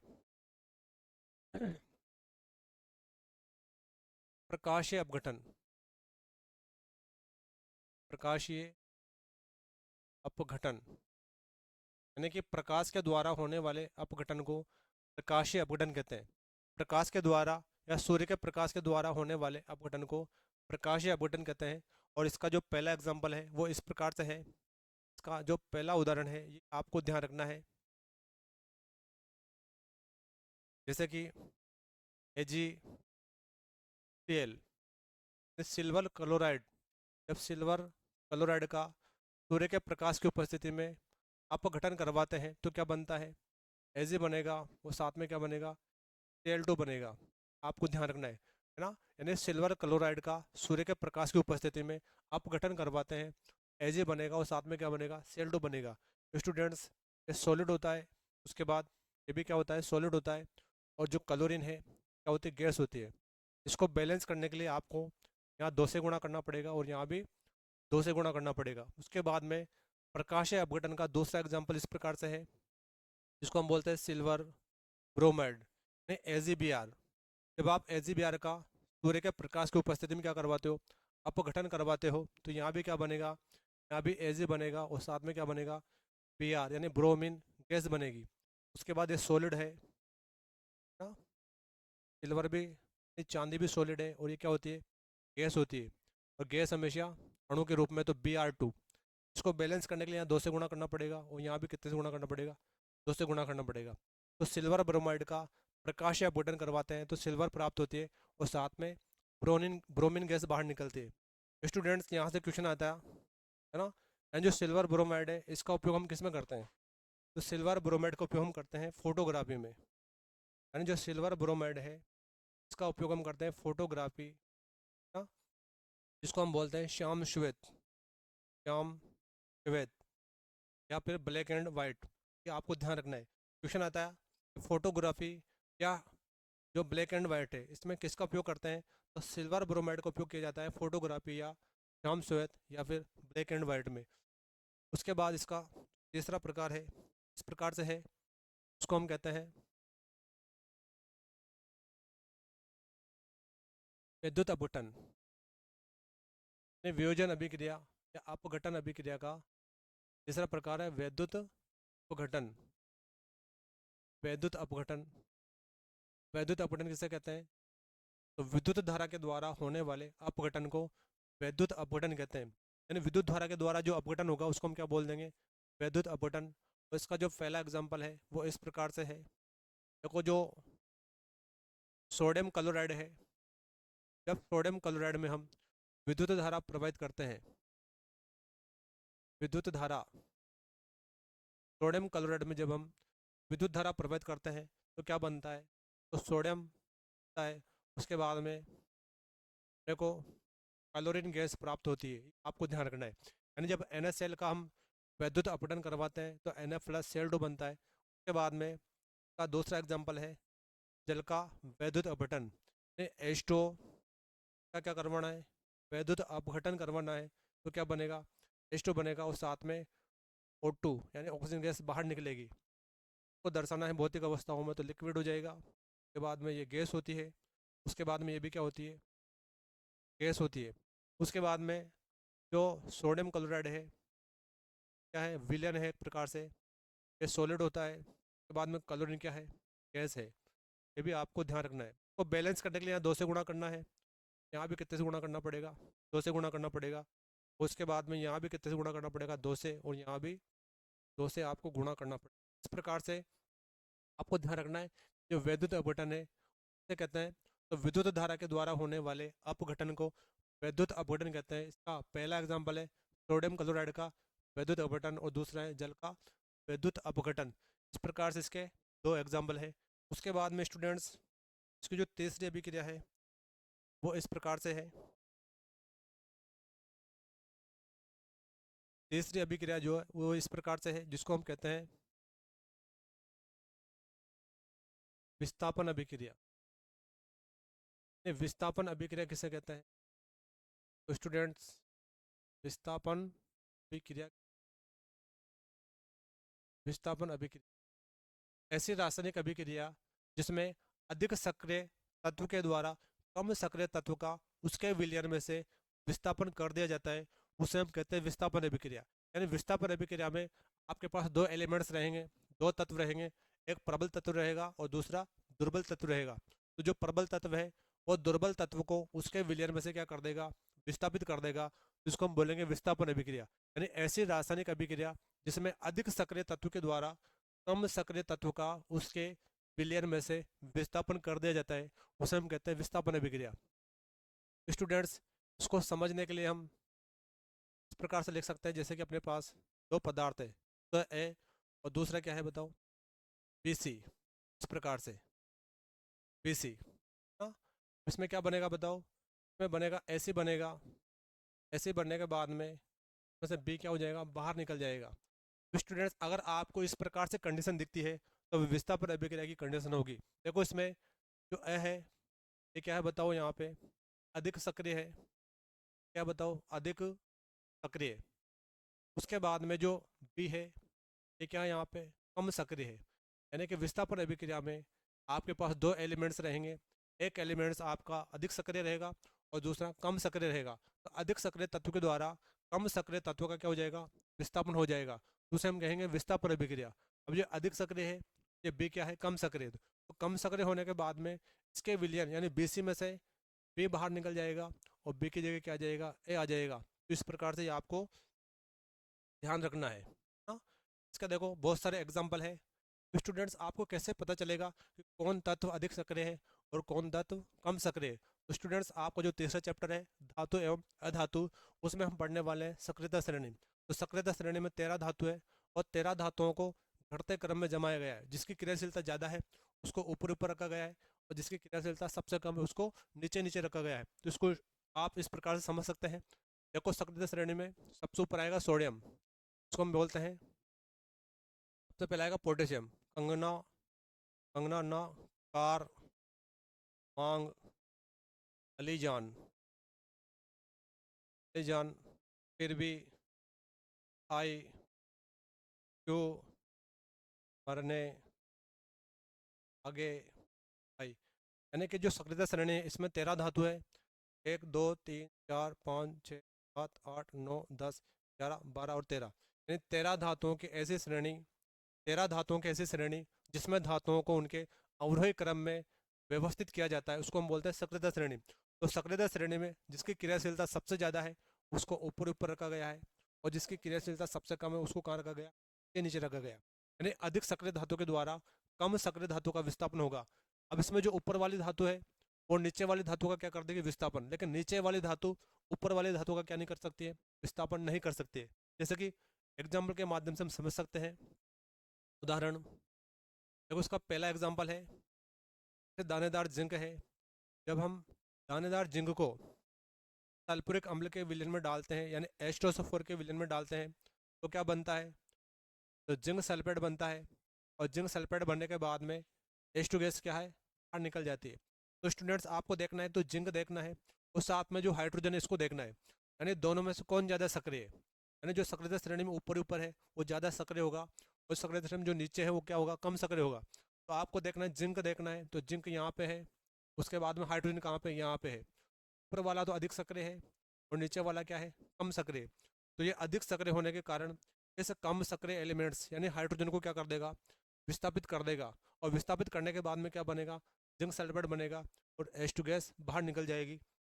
उसके बाद में का अगला एग्जाम्पल हमने देखा था जो इस प्रकार से है, यानी जब लोहे की कीलों को हम कॉपर सल्फेट के विलयन में डालते हैं, जब लोहे की कीलों को कॉपर सल्फेट के विलयन में डालते हैं तो क्या बनता बताओ, यानी फेरस सल्फेट यानी हरा कशिश बनता है और साथ में कॉपर बाहर निकल जाता है। तो स्टूडेंट्स, अब आप मुझे बताओ, एक तो आयरन है, दूसरा क्या है, कॉपर है। तो आयरन में और कॉपर में आपको पता होना चाहिए कौन ज़्यादा सक्रिय है। तो जो सक्रियता श्रेणी में ऊपर आएगा वो ज़्यादा सक्रिय है और जो नीचे आएगा वो क्या है, कम सक्रिय। तो अधिक सक्रिय क्या करेगा, कम सक्रिय को विस्थापित कर देगा। तो स्टूडेंट्स, आपको देखना है एक तो आयरन है और दूसरा क्या है बताओ, कॉपर है। तो आयरन स्टूडेंट्स कहाँ पे है आपके पास, आयरन इसी जगह है। उसके बाद कॉपर कहाँ है, यहाँ पे। आयरन क्या है, ऊपर होने के कारण अधिक सक्रिय है और कॉपर नीचे होने के कारण क्या है, कम सक्रिय है। तो इस आयरन ने कॉपर को क्या कर दिया, यहाँ पे विस्थापित कर दिया और विस्थापित करने के बाद में क्या बनाया, फेरस सल्फेट बनाया। तो इस प्रकार से ये विस्थापन अभिक्रिया के एग्जाम्पल है। स्टूडेंट्स, ऐसे बहुत सारे एग्जाम्पल हैं जिनको हम यहाँ ले सकते हैं। उसके बाद में अगर एग्जाम में ऐसा उल्टा पूछ ले, मान लो इस प्रकार से कि कॉपर है, उसके बाद में क्या है, FeSO4, तो क्या ये अभिक्रिया संपन्न होगी या नहीं, इस प्रकार से क्वेश्चन आता है। निम्न रासायनिक अभिक्रियाओं को संपन्न कीजिए, और उसमें आपको विस्थापन अभिक्रिया भी दी जाती है बहुत सी बार। आपसे पूछे जाते हैं इसको क्या करो, संपन्न करो। ऊपर वाली तो संपन्न हो जाएगी, लेकिन नीचे वाली अभिक्रिया संपन्न नहीं होगी, तो क्या लिखना पड़ेगा, कोई अभिक्रिया नहीं लिखना पड़ेगा, कोई अभिक्रिया नहीं। आपको ध्यान रखना है, अभिक्रिया संपन्न नहीं हो सकती। इसका कारण क्या है, जो कॉपर है, कॉपर क्या है यहाँ पे, कम सक्रिय। उसके बाद जो आयरन है, क्या यहाँ पे, अधिक सक्रिय है। अधिक सक्रिय कम सक्रिय को विस्थापित कर सकता है, लेकिन कम सक्रिय अधिक सक्रिय को विस्थापित नहीं कर सकता है, तो ये अभिक्रिया संपन्न नहीं होगी। ये आपको ध्यान रखना है। आपको ध्यान रखने के लिए आपको क्या करना पड़ेगा, जो सक्रियता श्रेणी है तीसरे चैप्टर में, वो आपको याद होनी चाहिए ना। तो इस प्रकार से ये विस्थापन अभिक्रिया है। उसके बाद में अभिक्रिया है वो इस प्रकार से है, उसका नाम आपको पता है, उसको हम कहते हैं द्विविस्थापन अभिक्रिया। द्विविस्थापन विस्थापन अभिक्रिया। देखो, विस्थापन अभिक्रिया में एक बार विस्थापन होता है। विस्थापन अभिक्रिया में क्या होगा, एक बार विस्थापन होता है, लेकिन द्विविस्थापन अभिक्रिया में कितनी बार विस्थापन होगा, दो बार विस्थापन होगा। ये आपको ध्यान रखना है। यानी ऐसी रासायनिक अभिक्रिया जिसमें क्रियाकारक से उत्पाद बनते समय दो बार आयनों का आदान प्रदान होता है, उसे हम कहते हैं द्विविस्थापन अभिक्रिया। यानी द्विविस्थापन अभिक्रिया में जब भी प्रोडक्ट बनेगा, तब कितनी बार आयनों का आदान प्रदान होगा, तब दो बार आयनों का आदान प्रदान होगा। अगर एक बार आयनों का आदान प्रदान होता है तो उसे हम कहते हैं विस्थापन अभिक्रिया, और दो बार आयनों का आदान प्रदान होता है तो उसे हम क्या कहते हैं, द्विविस्थापन अभिक्रिया। जैसे हम एग्जाम्पल के माध्यम से समझ सकते हैं। अपने पास दो पदार्थ है, ए बी, दूसरा पदार्थ है सी डी। देखो, पहला पदार्थ ए बी है और दूसरा सी डी है। अब स्टूडेंट्स, आपको पता है, जब भी हम पदार्थ बनाते हैं तो धातु को हमेशा आगे रखते हैं और अधातु को हमेशा पीछे की तरफ रखते हैं। और धातु पे प्लस चार्ज होता है, अधातु पे माइनस चार्ज होता है ना। यानी ए पे प्लस आएगा और बी पे माइनस आएगा। उसी प्रकार सी पे क्या आएगा, प्लस आएगा, और डी पे क्या आएगा, माइनस आएगा। अब यहाँ पे आयनों का आदान प्रदान कब होगा, यानी प्लस तो माइनस के पास जाएगा और माइनस प्लस के पास जाएगा। और जब भी हम इसको लिखेंगे ना, तो प्लस वाले को आगे रखेंगे और माइनस वाले को पीछे रखेंगे। तो जब हम इसका अपघटन कराएंगे तो ए प्लस बी माइनस में टूटेगा। ए तो किसके पास जाएगा, माइनस के पास, यानी डी के पास जाएगा। तो क्या बन जाएगा, यहाँ पे ए डी बनेगा। क्या बनेगा, ए डी बनेगा। उसके बाद बी पे माइनस है और सी पे क्या है, प्लस है ना। ए पे प्लस है और डी पे माइनस है, तो क्या बन जाएगा, ए डी बनेगा।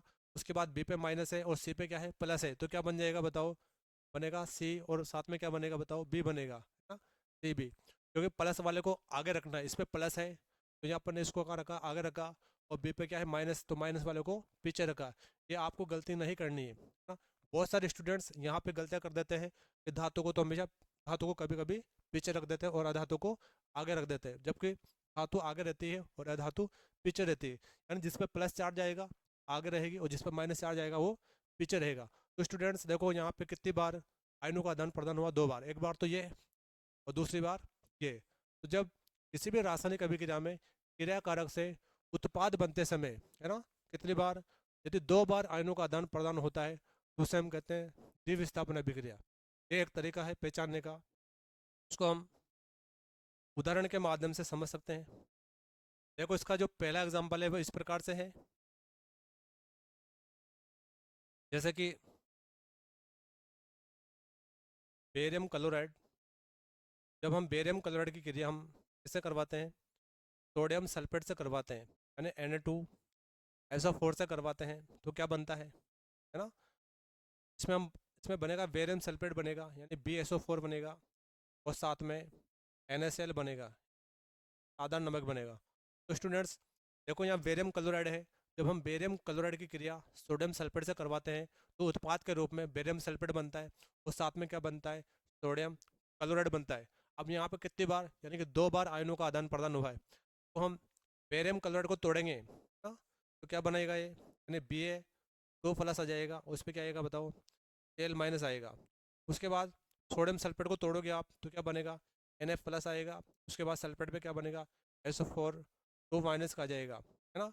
अब आपको करना क्या है, प्लस किसके पास जाएगा, माइनस के पास जाएगा ना, प्लस माइनस के पास जाएगा। देखो, यहाँ 2+ है, यहाँ पे माइनस का 2 है ना, तो क्या बनेगा, BSO4 बनेगा। मैंने क्या लिख दिया, BaSO4 यानी बेरियम सल्फेट। उसके बाद यहाँ माइनस का 1 है या प्लस का 1 है तो दोनों कट जाएगा, कटने के बाद क्या बनेगा, NaCl बनेगा। तो अपन ने क्या लिख दिया यहाँ पे, NaCl। इस प्रकार से अभिक्रिया में कितनी बार आयनों का आदान प्रदान हुआ है, तो 2 बार आयनों का आदान प्रदान हुआ है, जिसे हम कह सकते हैं द्विविस्थापन अभिक्रिया। और स्टूडेंट्स, आपको एक और बात ध्यान रखनी है, द्विविस्थापन अभिक्रिया में वो सारे के सारे एग्जाम्पल आते हैं जो उदासीनीकरण अभिक्रिया में आते हैं, है ना।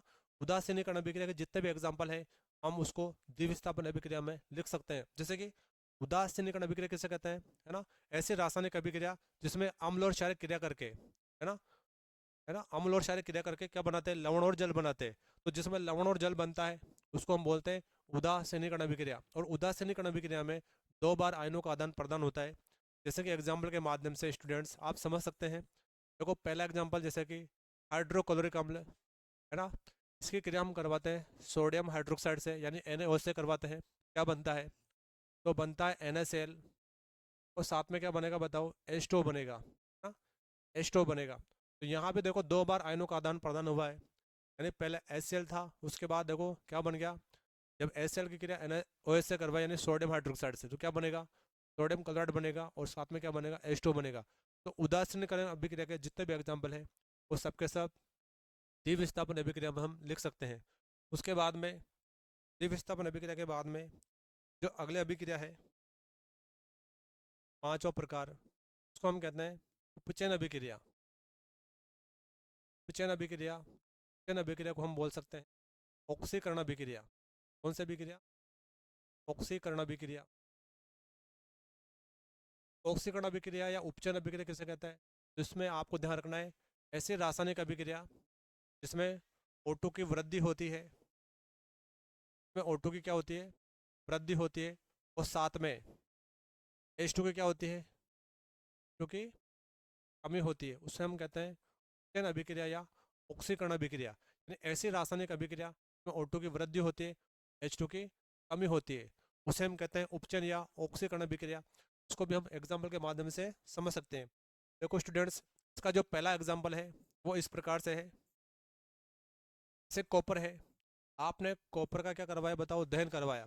तो दहन करवाने के बाद में यानी Cu+O2, तो क्या बनेगा, कॉपर ऑक्साइड बनेगा इस प्रकार से, है ना। और बैलेंस करने के लिए आपको यहाँ 2 से गुणा करना पड़ेगा और यहाँ से 2 से गुणा करना पड़ेगा। यानी पहले कॉपर सिंगल था, सिंगल होने के बाद में आपने इसकी क्रिया किससे करवाई, ऑक्सीजन से। तो ऑक्सीजन से क्रिया करवाने के बाद में क्या बना, ना, CuSO4 यानी कॉपर ऑक्साइड बना। तो इस प्रकार से आपको ध्यान रखना है, यहाँ पे O2 का क्या होता है, योग होता है, और H2 की क्या होती है, कमी होती है। उसको हम बोलते हैं उपचयन अभिक्रिया या ऑक्सीकरण अभिक्रिया। उसके बाद में अगला एग्जाम्पल हम देख सकते हैं, इसका दूसरा एग्जाम्पल, जब मैग्नीशियम फीते का दहन करवाते हैं यानी Mg+O2, तो क्या बनेगा, मैग्नीशियम ऑक्साइड बनेगा यानी MgO बनेगा। तो यहाँ भी स्टूडेंट्स क्या हुआ, यहाँ भी स्टूडेंट्स O2 का योग हुआ है। जब O2 का योग हुआ है तो हम कह सकते हैं ये कौन सी अभिक्रिया है, ये एक प्रकार की उपचयन या ऑक्सीकरण अभिक्रिया है। और साथ में देखो 2 या 2 से अधिक पदार्थ मिलकर एकल उत्पाद बना रहे हैं, 2 या 2 से अधिक पदार्थ मिलकर एकल उत्पाद बना रहे हैं, तो ये एक प्रकार से संयोजन या योगात्मक अभिक्रिया का एग्जाम्पल भी है, ये भी आपको ध्यान रखना है। उसके बाद में इसका अगला प्रकार आता है, उपचयन के बाद में अगला प्रकार आता है जिसको हम बोलते हैं अपचयन अभिक्रिया। उपचयन या ऑक्सीकरण के बाद में अपचयन अभिक्रिया। अपचयन अभिक्रिया किसे कहते हैं, उपचयन अभिक्रिया का आपको जस्ट अपोजिट करना है, उल्टा करना है। यानी ऐसी रासायनिक अभिक्रिया इसमें H2 का क्या होता है, योग होता है, और साथ में O2 का क्या होता है बताओ, O2 का हार्ट्स होता है या कमी होती है, उसको हम बोलते हैं उपचयन अभिक्रिया। ये आपको ध्यान में रखना है।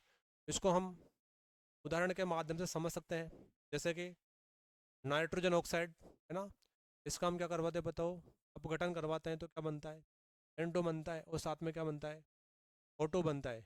इस प्रकार से आपको थोड़ा ध्यान रखना है, ये उपचयन अभिक्रिया का एग्जाम्पल है, तो हम इस प्रकार से समझ सकते हैं। उसके बाद में स्टूडेंट्स, जो अगली अभिक्रिया है वो बहुत ज़्यादा इंपॉर्टेंट है एग्जाम की दृष्टि से, जिसको हम बोलते हैं रेडॉक्स अभिक्रिया। ठीक है, रेडॉक्स अभिक्रिया, और रेडॉक्स अभिक्रिया का दूसरा नाम है पोप्च अभिक्रिया। पोप पोप्च अभिक्रिया। रेडॉक्स अभिक्रिया या उपोपचय अभिक्रिया। तो रेडॉक्स अभिक्रिया या उपोपचय अभिक्रिया किसे कहते हैं? ऐसी रासायनिक अभिक्रिया जिसमें उपचयन अभिक्रिया, जिसमें उपचयन अभिक्रिया और अपचयन अभिक्रिया, ऐसे रासायनिक अभिक्रिया जिसमें उपचयन अभिक्रिया और अपचयन अभिक्रिया ये दोनों साथ साथ चलती है ना, दोनों साथ साथ संपन्न होती है, उसे हम कहते हैं रेडॉक्स अभिक्रिया। यानी रेडॉक्स अभिक्रिया में उपचयन अभिक्रिया भी होगी और साथ में अपचयन अभिक्रिया, दोनों अभिक्रिया अपने को देखने को मिलेगी, इसको हम बोलेंगे रेडॉक्स अभिक्रिया। इसको हम उदाहरण के माध्यम से समझ सकते हैं। देखो इसका जो पहला एग्जाम्पल है वो इस प्रकार से है, जो कॉपर है, कॉपर ऑक्साइड की क्रिया हम कराते हैं H2 से। हाँ, तो H2 से करवाने के बाद में क्या बनता है बताओ? H2 से करवाने के बाद में बनेगा H2 बनेगा, साथ में कॉपर बाहर निकल जाएगा इसमें इस प्रकार से। हाँ, अब इस अभिक्रिया में आपको देखना है कि जो कॉपर ऑक्साइड था, पहले कॉपर ऑक्साइड था, तो कॉपर ऑक्साइड से लास्ट में क्या बना है? कॉपर बना है। तो कॉपर ऑक्साइड से कॉपर का बनना, यानी कि यहाँ पे देखो स्टूडेंट्स, यहाँ पे O2 की क्या हुई बताओ? यहाँ पे O2 की कमी, और जहाँ पे O2 की कमी होती है उसको हम बोलते हैं अपचयन अभिक्रिया। कौन सी अभिक्रिया बोलेंगे? अपचयन अभिक्रिया। उसके बाद में देखो यहाँ पे H2 था, H2 है ना, H2। अब H2 से क्या बना बताओ? H2O बना। पहले H2 था, उसके बाद में क्या बन चुका है? H2O। तो यहाँ पे क्या हुआ बताओ? यहाँ पे O2 की वृद्धि हुई है ना, तो O2 की वृद्धि हुई है, और जहाँ पे O2 की वृद्धि होती है उसको हम बोलते हैं उपचयन अभिक्रिया या ऑक्सीकरण अभिक्रिया ना। तो इस अभिक्रिया में एग्जाम्पल के माध्यम से हम समझ सकते हैं, इसमें O2 की वृद्धि यानी उपचयन अभिक्रिया संपन्न हो रही है, और O2 की, यहाँ पे O2 की कमी यानी अपचयन अभिक्रिया, O2 की वृद्धि यानी कि उपचयन अभिक्रिया। ऐसी रासायनिक अभिक्रिया जिसमें उपचयन और अपचयन दोनों अभिक्रिया साथ साथ संपन्न होती है, तो उसे हम बोलते हैं रेडॉक्स अभिक्रिया। ये एग्जाम्पल आपको स्टूडेंट्स ध्यान रखना है। उसके बाद में जो अगली अभिक्रिया है जिसको हम बोलते हैं ऊष्माक्षेपीय अभिक्रिया। ऊष्माक्षेपीय अभिक्रिया किसे कहते हैं? ऊष्माक्षेपीय अभिक्रिया है ना, ऐसे रासायनिक अभिक्रिया में ऊष्मा का उत्सर्जन होता है ना। ऐसी रासायनिक अभिक्रिया जिसमें ऊष्मा का क्या होता है बताओ? उत्सर्जन होता है, ऊष्मा बाहर निकलती है ना। तो ऐसे रासायनिक अभिक्रिया में ऊष्मा का उत्सर्जन होता है, उससे हम कहते हैं ऊष्माक्षेपीय अभिक्रिया। ऊष्माक्षेपीय अभिक्रिया के बहुत सारे एग्जाम्पल है स्टूडेंट्स। इसका देखो जो पहला एग्जाम्पल है वो इस प्रकार से है ना, प्राकृतिक गैस का दहन। प्राकृतिक प्राकृतिक गैस का दहन, जिसको हमने संयोजन अभिक्रिया में भी पढ़ा था। तो प्राकृतिक गैस का दहन, प्राकृतिक गैस का दहन, प्राकृतिक गैस का मतलब होता है CH4। इसका दहन करवाना यानी कि किससे क्रिया करवानी है? O2 से क्रिया करवानी है, तो क्या बनेगा? CO2 बनेगा, प्लस में क्या बनेगा बताओ? H2O बनेगा, और साथ में ऊष्मा बाहर निकलती है। तो जिसमें ऊष्मा बाहर निकलती है उसको हम बोलते हैं ऊष्माक्षेपीय अभिक्रिया। उसके बाद इसका जो दूसरा एग्जाम्पल है वो इस प्रकार से है, कोयले का दहन। इसका दहन, कोयले का दहन। तो कोयले का दहन भी एक प्रकार से ऊष्माक्षेपीय अभिक्रिया का एग्जाम्पल है। कोयले का दहन का मतलब है आपको कार्बन की क्रिया किससे करवानी है? O2 से करवानी है। क्या बनेगा? यानी CO2 बनेगा, और साथ में ऊष्मा बाहर निकलेगी। कोयले का दहन भी एक प्रकार से ऊष्माक्षेपीय अभिक्रिया का एग्जाम्पल है। उसके बाद में इसका जो तीसरा एग्जाम्पल है वो इस प्रकार से है, कैल्शियम हाइड्रोक्साइड का निर्माण है ना, इसको हमने संयोजन अभिक्रिया में पढ़ा था। कैल्शियम हाइड्रोक्साइड का निर्माण, कैल्शियम हाइड्रोक्साइड का निर्माण। तो कैल्शियम हाइड्रोक्साइड का निर्माण भी एक प्रकार से ऊष्माक्षेपीय अभिक्रिया का एग्जाम्पल है, क्योंकि जब हम कैल्शियम ऑक्साइड की क्रिया H2O से करवाते हैं, यानी H2O यानी जल से करवाते हैं, तो क्या बनता है? कैल्शियम हाइड्रोक्साइड बनता है। और कैल्शियम हाइड्रोक्साइड बनने के बाद में जिस पात्र में अभिक्रिया होती है वो पात्र क्या हो जाता है? गर्म हो जाता है ना। गर्म होने का मतलब है पात्र गर्म होगा यानी ऊष्मा बाहर निकलेगी। तो कैल्शियम हाइड्रोक्साइड का दहन ये भी एक प्रकार से ऊष्माक्षेपीय अभिक्रिया का एग्जाम्पल है। उसके बाद में इसमें और भी बहुत सारे एग्जाम्पल है। चौथा एग्जाम्पल हम ले सकते हैं श्वसन अभिक्रिया। तो श्वसन अभिक्रिया भी आपको ध्यान रखना है। तो श्वसन भी क्या है? एक प्रकार से ऊष्माक्षेपीय अभिक्रिया का उदाहरण है, क्योंकि जब हम श्वसन अभिक्रिया में हम श्वास लेते हैं तो श्वास लेने के बाद में O2 गैस अंदर जाती है, और O2 गैस अंदर जाने के बाद में जो ग्लूकोज है उसका ऑक्सीकरण होता है, और ऑक्सीकरण होने के बाद में CO2 गैस बाहर निकलती है, और साथ में ऊष्मा भी बाहर निकलती है ना। तो इसको हम समझ सकते हैं श्वसन अभिक्रिया जैसे कि ग्लूकोज यानी C6H12 और साथ में क्या आएगा O6 आएगा। जब ग्लूकोज का हम क्या करवाते हैं, दहन करवाते हैं, यानी जब भोजन ग्रहण करते हैं तो भोजन ग्रहण करने के बाद में हमारे शरीर में ग्लूकोज बनता है, और उसके बाद हम ऑटो को ग्रहण करते हैं, तो ऑटो को ग्रहण करने के बाद में क्या बनता है बताओ, टोटो बनता है ना। और साथ में क्या बनता है, एस्टो बनता है। एस्टो बनने के बाद में स्टूडेंट्स आपको पता है 38 एटीपी ऊर्जा का निर्माण होता है, यानी ऊष्मा बाहर निकलती है ना, ऊष्मा बाहर निकलती है। तो श्वसन भी एक प्रकार से क्या है, ऊष्मा शेपी अभिक्रिया का एग्जाम्पल है। उसको बैलेंस करने के लिए दोनों जगह कितने से गुणा करना पड़ेगा, 6 से गुणा करना पड़ेगा। तो श्वसन भी क्या है, एक प्रकार से ऊष्मा शेपी अभिक्रिया का एग्जाम्पल है। उसके बाद में वर्मी कंपोस्ट का बनना और साग सब्जियों का किण्वन। तो वर्मी कंपोस्ट का बनना और साग सब्जियों का किण्वन ये भी एक प्रकार से ऊष्मा शेपी अभिक्रिया के एग्जाम्पल है। इसके बहुत सारे एग्जाम्पल है स्टूडेंट्स, ये आपको ध्यान रखना है। उसके बाद में अगली अभिक्रिया है जिसको हम बोलते हैं ऊष्मा शोषी अभिक्रिया। ऊष्मा शोषी अभिक्रिया, तो स्टूडेंट्स किसे कहते हैं, ऊष्मा शोषी अभिक्रिया। ऐसी रासायनिक अभिक्रिया जिसमें ऊष्मा का क्या होगा बताओ, में ऊष्मा का अवशोषण होता है, ऊष्मा का अवशोषण होता है ना।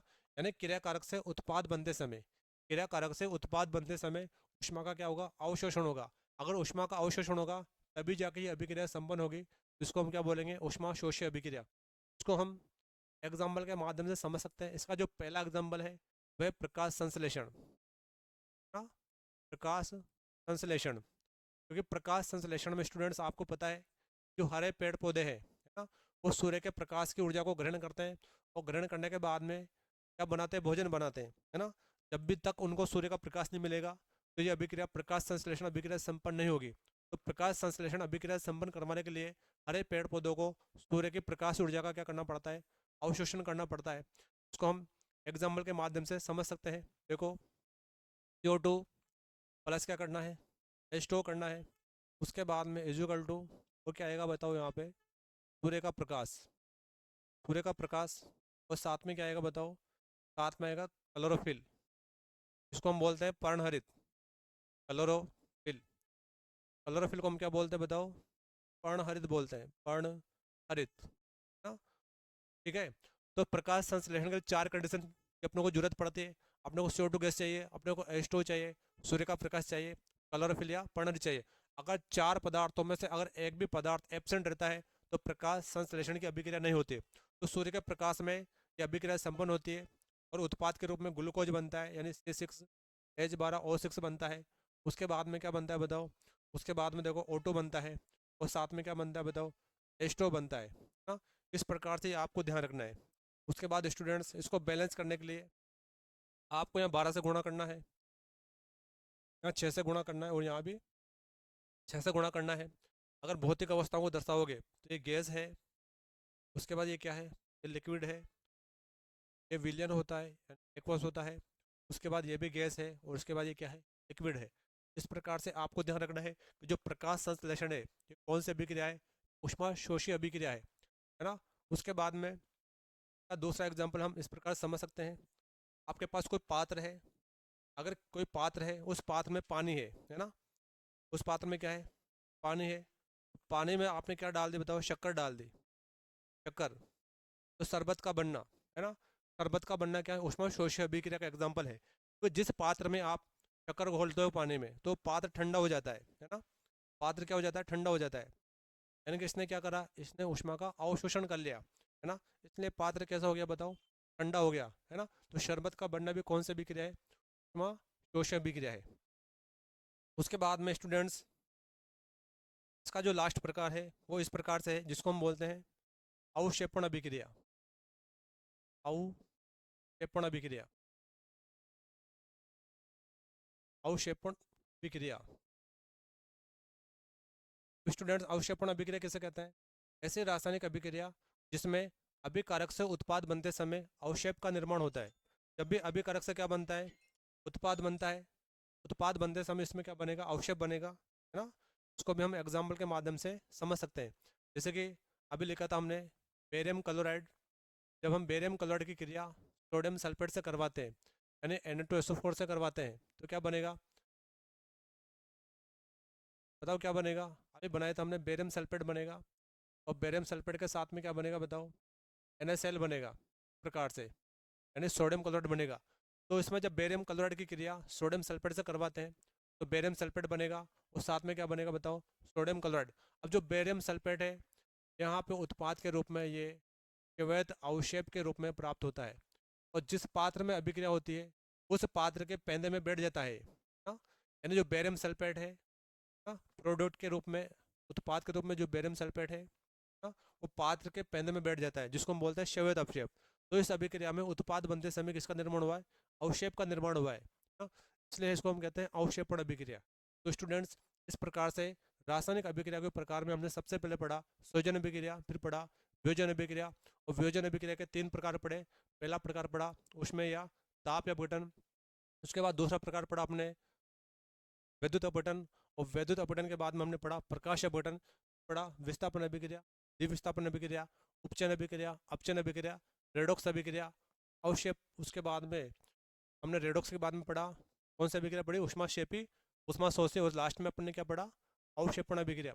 इस प्रकार से अभिक्रियाओं के प्रकार समाप्त होते हैं। उसके बाद में अगला टॉपिक अपना रहने वाला देखो इस प्रकार से, अगला टॉपिक है इसके बाद में दैनिक जीवन में उपचयन अभिक्रियाओं के प्रभाव। दैनिक जीवन में उपचयन यानी जो ऑक्सीकरण अभिक्रिया है, भाई उपचयन अभिक्रिया का दूसरा नाम क्या है, ऑक्सीकरण अभिक्रिया। तो दैनिक जीवन में उपचयन अभिक्रिया या ऑक्सीकरण अभिक्रिया के क्या क्या प्रभाव है। तो स्टूडेंट्स, इसमें आपके 2 टॉपिक है, जिसमें पहला टॉपिक है संक्षारण, हाँ, संक्षारण, और दूसरा टॉपिक है आपके इसमें तो हम बोलते हैं विकृत गंधिता, विकृत गंधिता। तो विकृत गंधिता, तो दैनिक जीवन में उपचयन अभिक्रियाओं के प्रभाव में पहला है संक्षारण और दूसरा है विकृत गंधिता। तो स्टूडेंट, संक्षारण का मतलब क्या होता है। तो स्टूडेंट, संक्षारण का शाब्दिक अर्थ होता है किसी भी चीज़ का दूषित हो जाना, नष्ट हो जाना, है ना। जब लोहे की वस्तुओं को वातावरण में खुला छोड़ते हैं, जब लोहे की वस्तुओं को वातावरण में खुला छोड़ते हैं तो वातावरण में खुला छोड़ने के बाद में वो नमी, आर्द्रता या एसिड से क्रिया करने के बाद में संक्षारित हो जाती है, यानी नष्ट हो जाती है, जिसको हम बोलते हैं संक्षारण, है ना।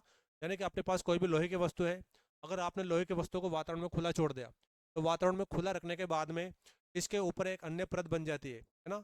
और अन्य परत बनने के बाद में जो लोहे की वस्तु है ये धीरे धीरे क्या हो जाती है, धीरे धीरे नष्ट होने लगती है। यानी जब लोहे की वस्तुओं को वातावरण में खुला छोड़ते हैं तो वातावरण में खुला छोड़ने के बाद में ये नमी से क्रिया करेगी ना, आर्द्रता से क्रिया कर लेगी, आर्द्रता, आर्द्रता, है ना, और अम्ल यानी एसिड से क्रिया करने के बाद में ये संक्षारित हो जाती है, नष्ट हो जाती है, जिसको हम बोलते हैं संक्षारण। स्टूडेंट्स, क्वेश्चन आता है कि संक्षारण किसे कहते हैं और इससे बचने के उपाय क्या है। तो संक्षारण से बचने का जो पहला उपाय है, देखो बहुत सिंपल सी बात है, किसी भी धातु के ऊपर आप पेंट कर देते हो, है ना, पेंट कर देते हो, तो पेंट करके हम धातुओं को संक्षारण से बचा सकते हैं। उसके बाद में का जो दूसरा है वो इस प्रकार से, उसको हम कहते हैं यशद लेपन करके, है ना? यशद लेपन, यशद लेपन या गैल्वेनीकरण, गैल्वे गैल्वेनीकरण, यशद लेपन, गैल्वेनीकरण, या हम कहते हैं जस्तीकरण, जस्तीकरण। अगर आप किसी भी वस्तु के ऊपर यशद लेपन, गैल्वेनीकरण या जस्तीकरण कर देते हो तो वह वस्तु संक्षारण से बच जाती है। उसके बाद में का तीसरा उपाय है ग्रीस लगा कर, है ना, ग्रीस का यूज करके भी हम किसी वस्तु को संक्षारण से बचा सकते हैं। स्टूडेंट्स, यहाँ से क्वेश्चन आता है कि यशद लेपन किसे कहते हैं। तो यशद लेपन बहुत सिंपल सी बात है कि जो लोहे की वस्तु है, लोहे की वस्तुओं को, कौन सी वस्तुओं को, लोहे की वस्तुओं को जंग से बचाने के लिए जिंक की परत का निर्माण किया जाता है। किसकी परत का निर्माण किया जाता है, जिंक की परत का निर्माण किया जाता है, तो इसको हम बोलते हैं यशद लेपन या गैल्वेनीकरण। यहाँ से क्वेश्चन आता है यशद लेपन किसे कहता है, तो एक बार और सुनना, लोहे की वस्तुओं को, कौन सी वस्तुओं को, लोहे की वस्तुओं को जंग से बचाने के लिए जिंक की परत का निर्माण करना यशद लेपन कहते हैं। उसके बाद में अगला अपने रहने वाला है विकृत गंधिता। तो स्टूडेंट्स, जैसा नाम है वैसा ही क्या है, काम है। विकृत का मतलब क्या होता है, विकृत का मतलब होता है बिगड़ जाना, विकृत का मतलब होता है बिगड़ जाना। गंधिता का मतलब क्या है, गंध का बिगड़ जाना, यानी तेल युक्त खाद्य पदार्थों को जब हम वातावरण में रखते हैं तेल युक्त खाद्य पदार्थों को, जब हम वातावरण में खुला रखते हैं तो वातावरण में खुला रखने के बाद वो नमी, आर्द्रता और अम्ल से क्रिया करने के बाद में उसके स्वाद और गंध में, है ना, उसके स्वाद और साथ में क्या है, गंध, इन दोनों में परिवर्तन आ जाता है। जब हम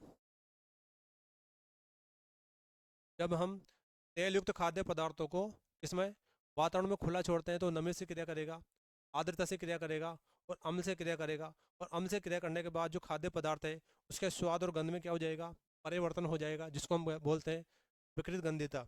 अब विकृत गंधिता से बचाव करना है, क्या करना है बताओ, बचाव करना है तो बचाव करने के लिए आपको क्या करना पड़ेगा, जो खाद्य पदार्थ है उन खाद्य पदार्थों को आपको वायुरोधी पात्रों में, वायुरोधी पात्रों में रखना पड़ेगा, है ना, वायुरोधी पात्रों में रखना पड़ेगा। उसके बाद में हम क्या कर सकते हैं, उसका फ्रिजकरण कर सकते हैं, क्या कर सकते हैं, फ्रिजकरण, यानी फ्रिज में रखकर, है ना, खाद्य पदार्थों को फ्रिज में रखकर हम विकृत गंधिता से बचा सकते हैं। उसके बाद में आपको ध्यान रखना है कि जो खाद्य पदार्थ है, जैसे चिप्स की थैलियाँ होती है, उसमें हम कौन सी गैस भरते हैं बताओ, नाइट्रोजन गैस भर के, है ना। तो चिप्स की थैलियों को आपको विकृत गंधिता से बचाना है, तो चिप्स की थैलियों में आपको कौन सी गैस भरनी होती है, नाइट्रोजन गैस।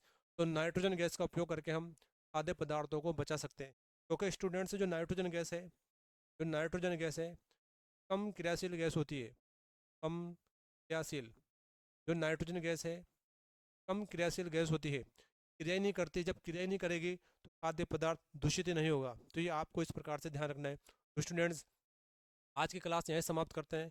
आप कमेंट करके ज़रूर बताना कि आज की क्लास आपको कैसे लगी। उसके बाद में, इसके बाद जो क्लास आएगी वो आएगी अम्ल, क्षारक एवं लवण। Students, thank you so much, आज के लिए इतना। थैंक यू, धन्यवाद।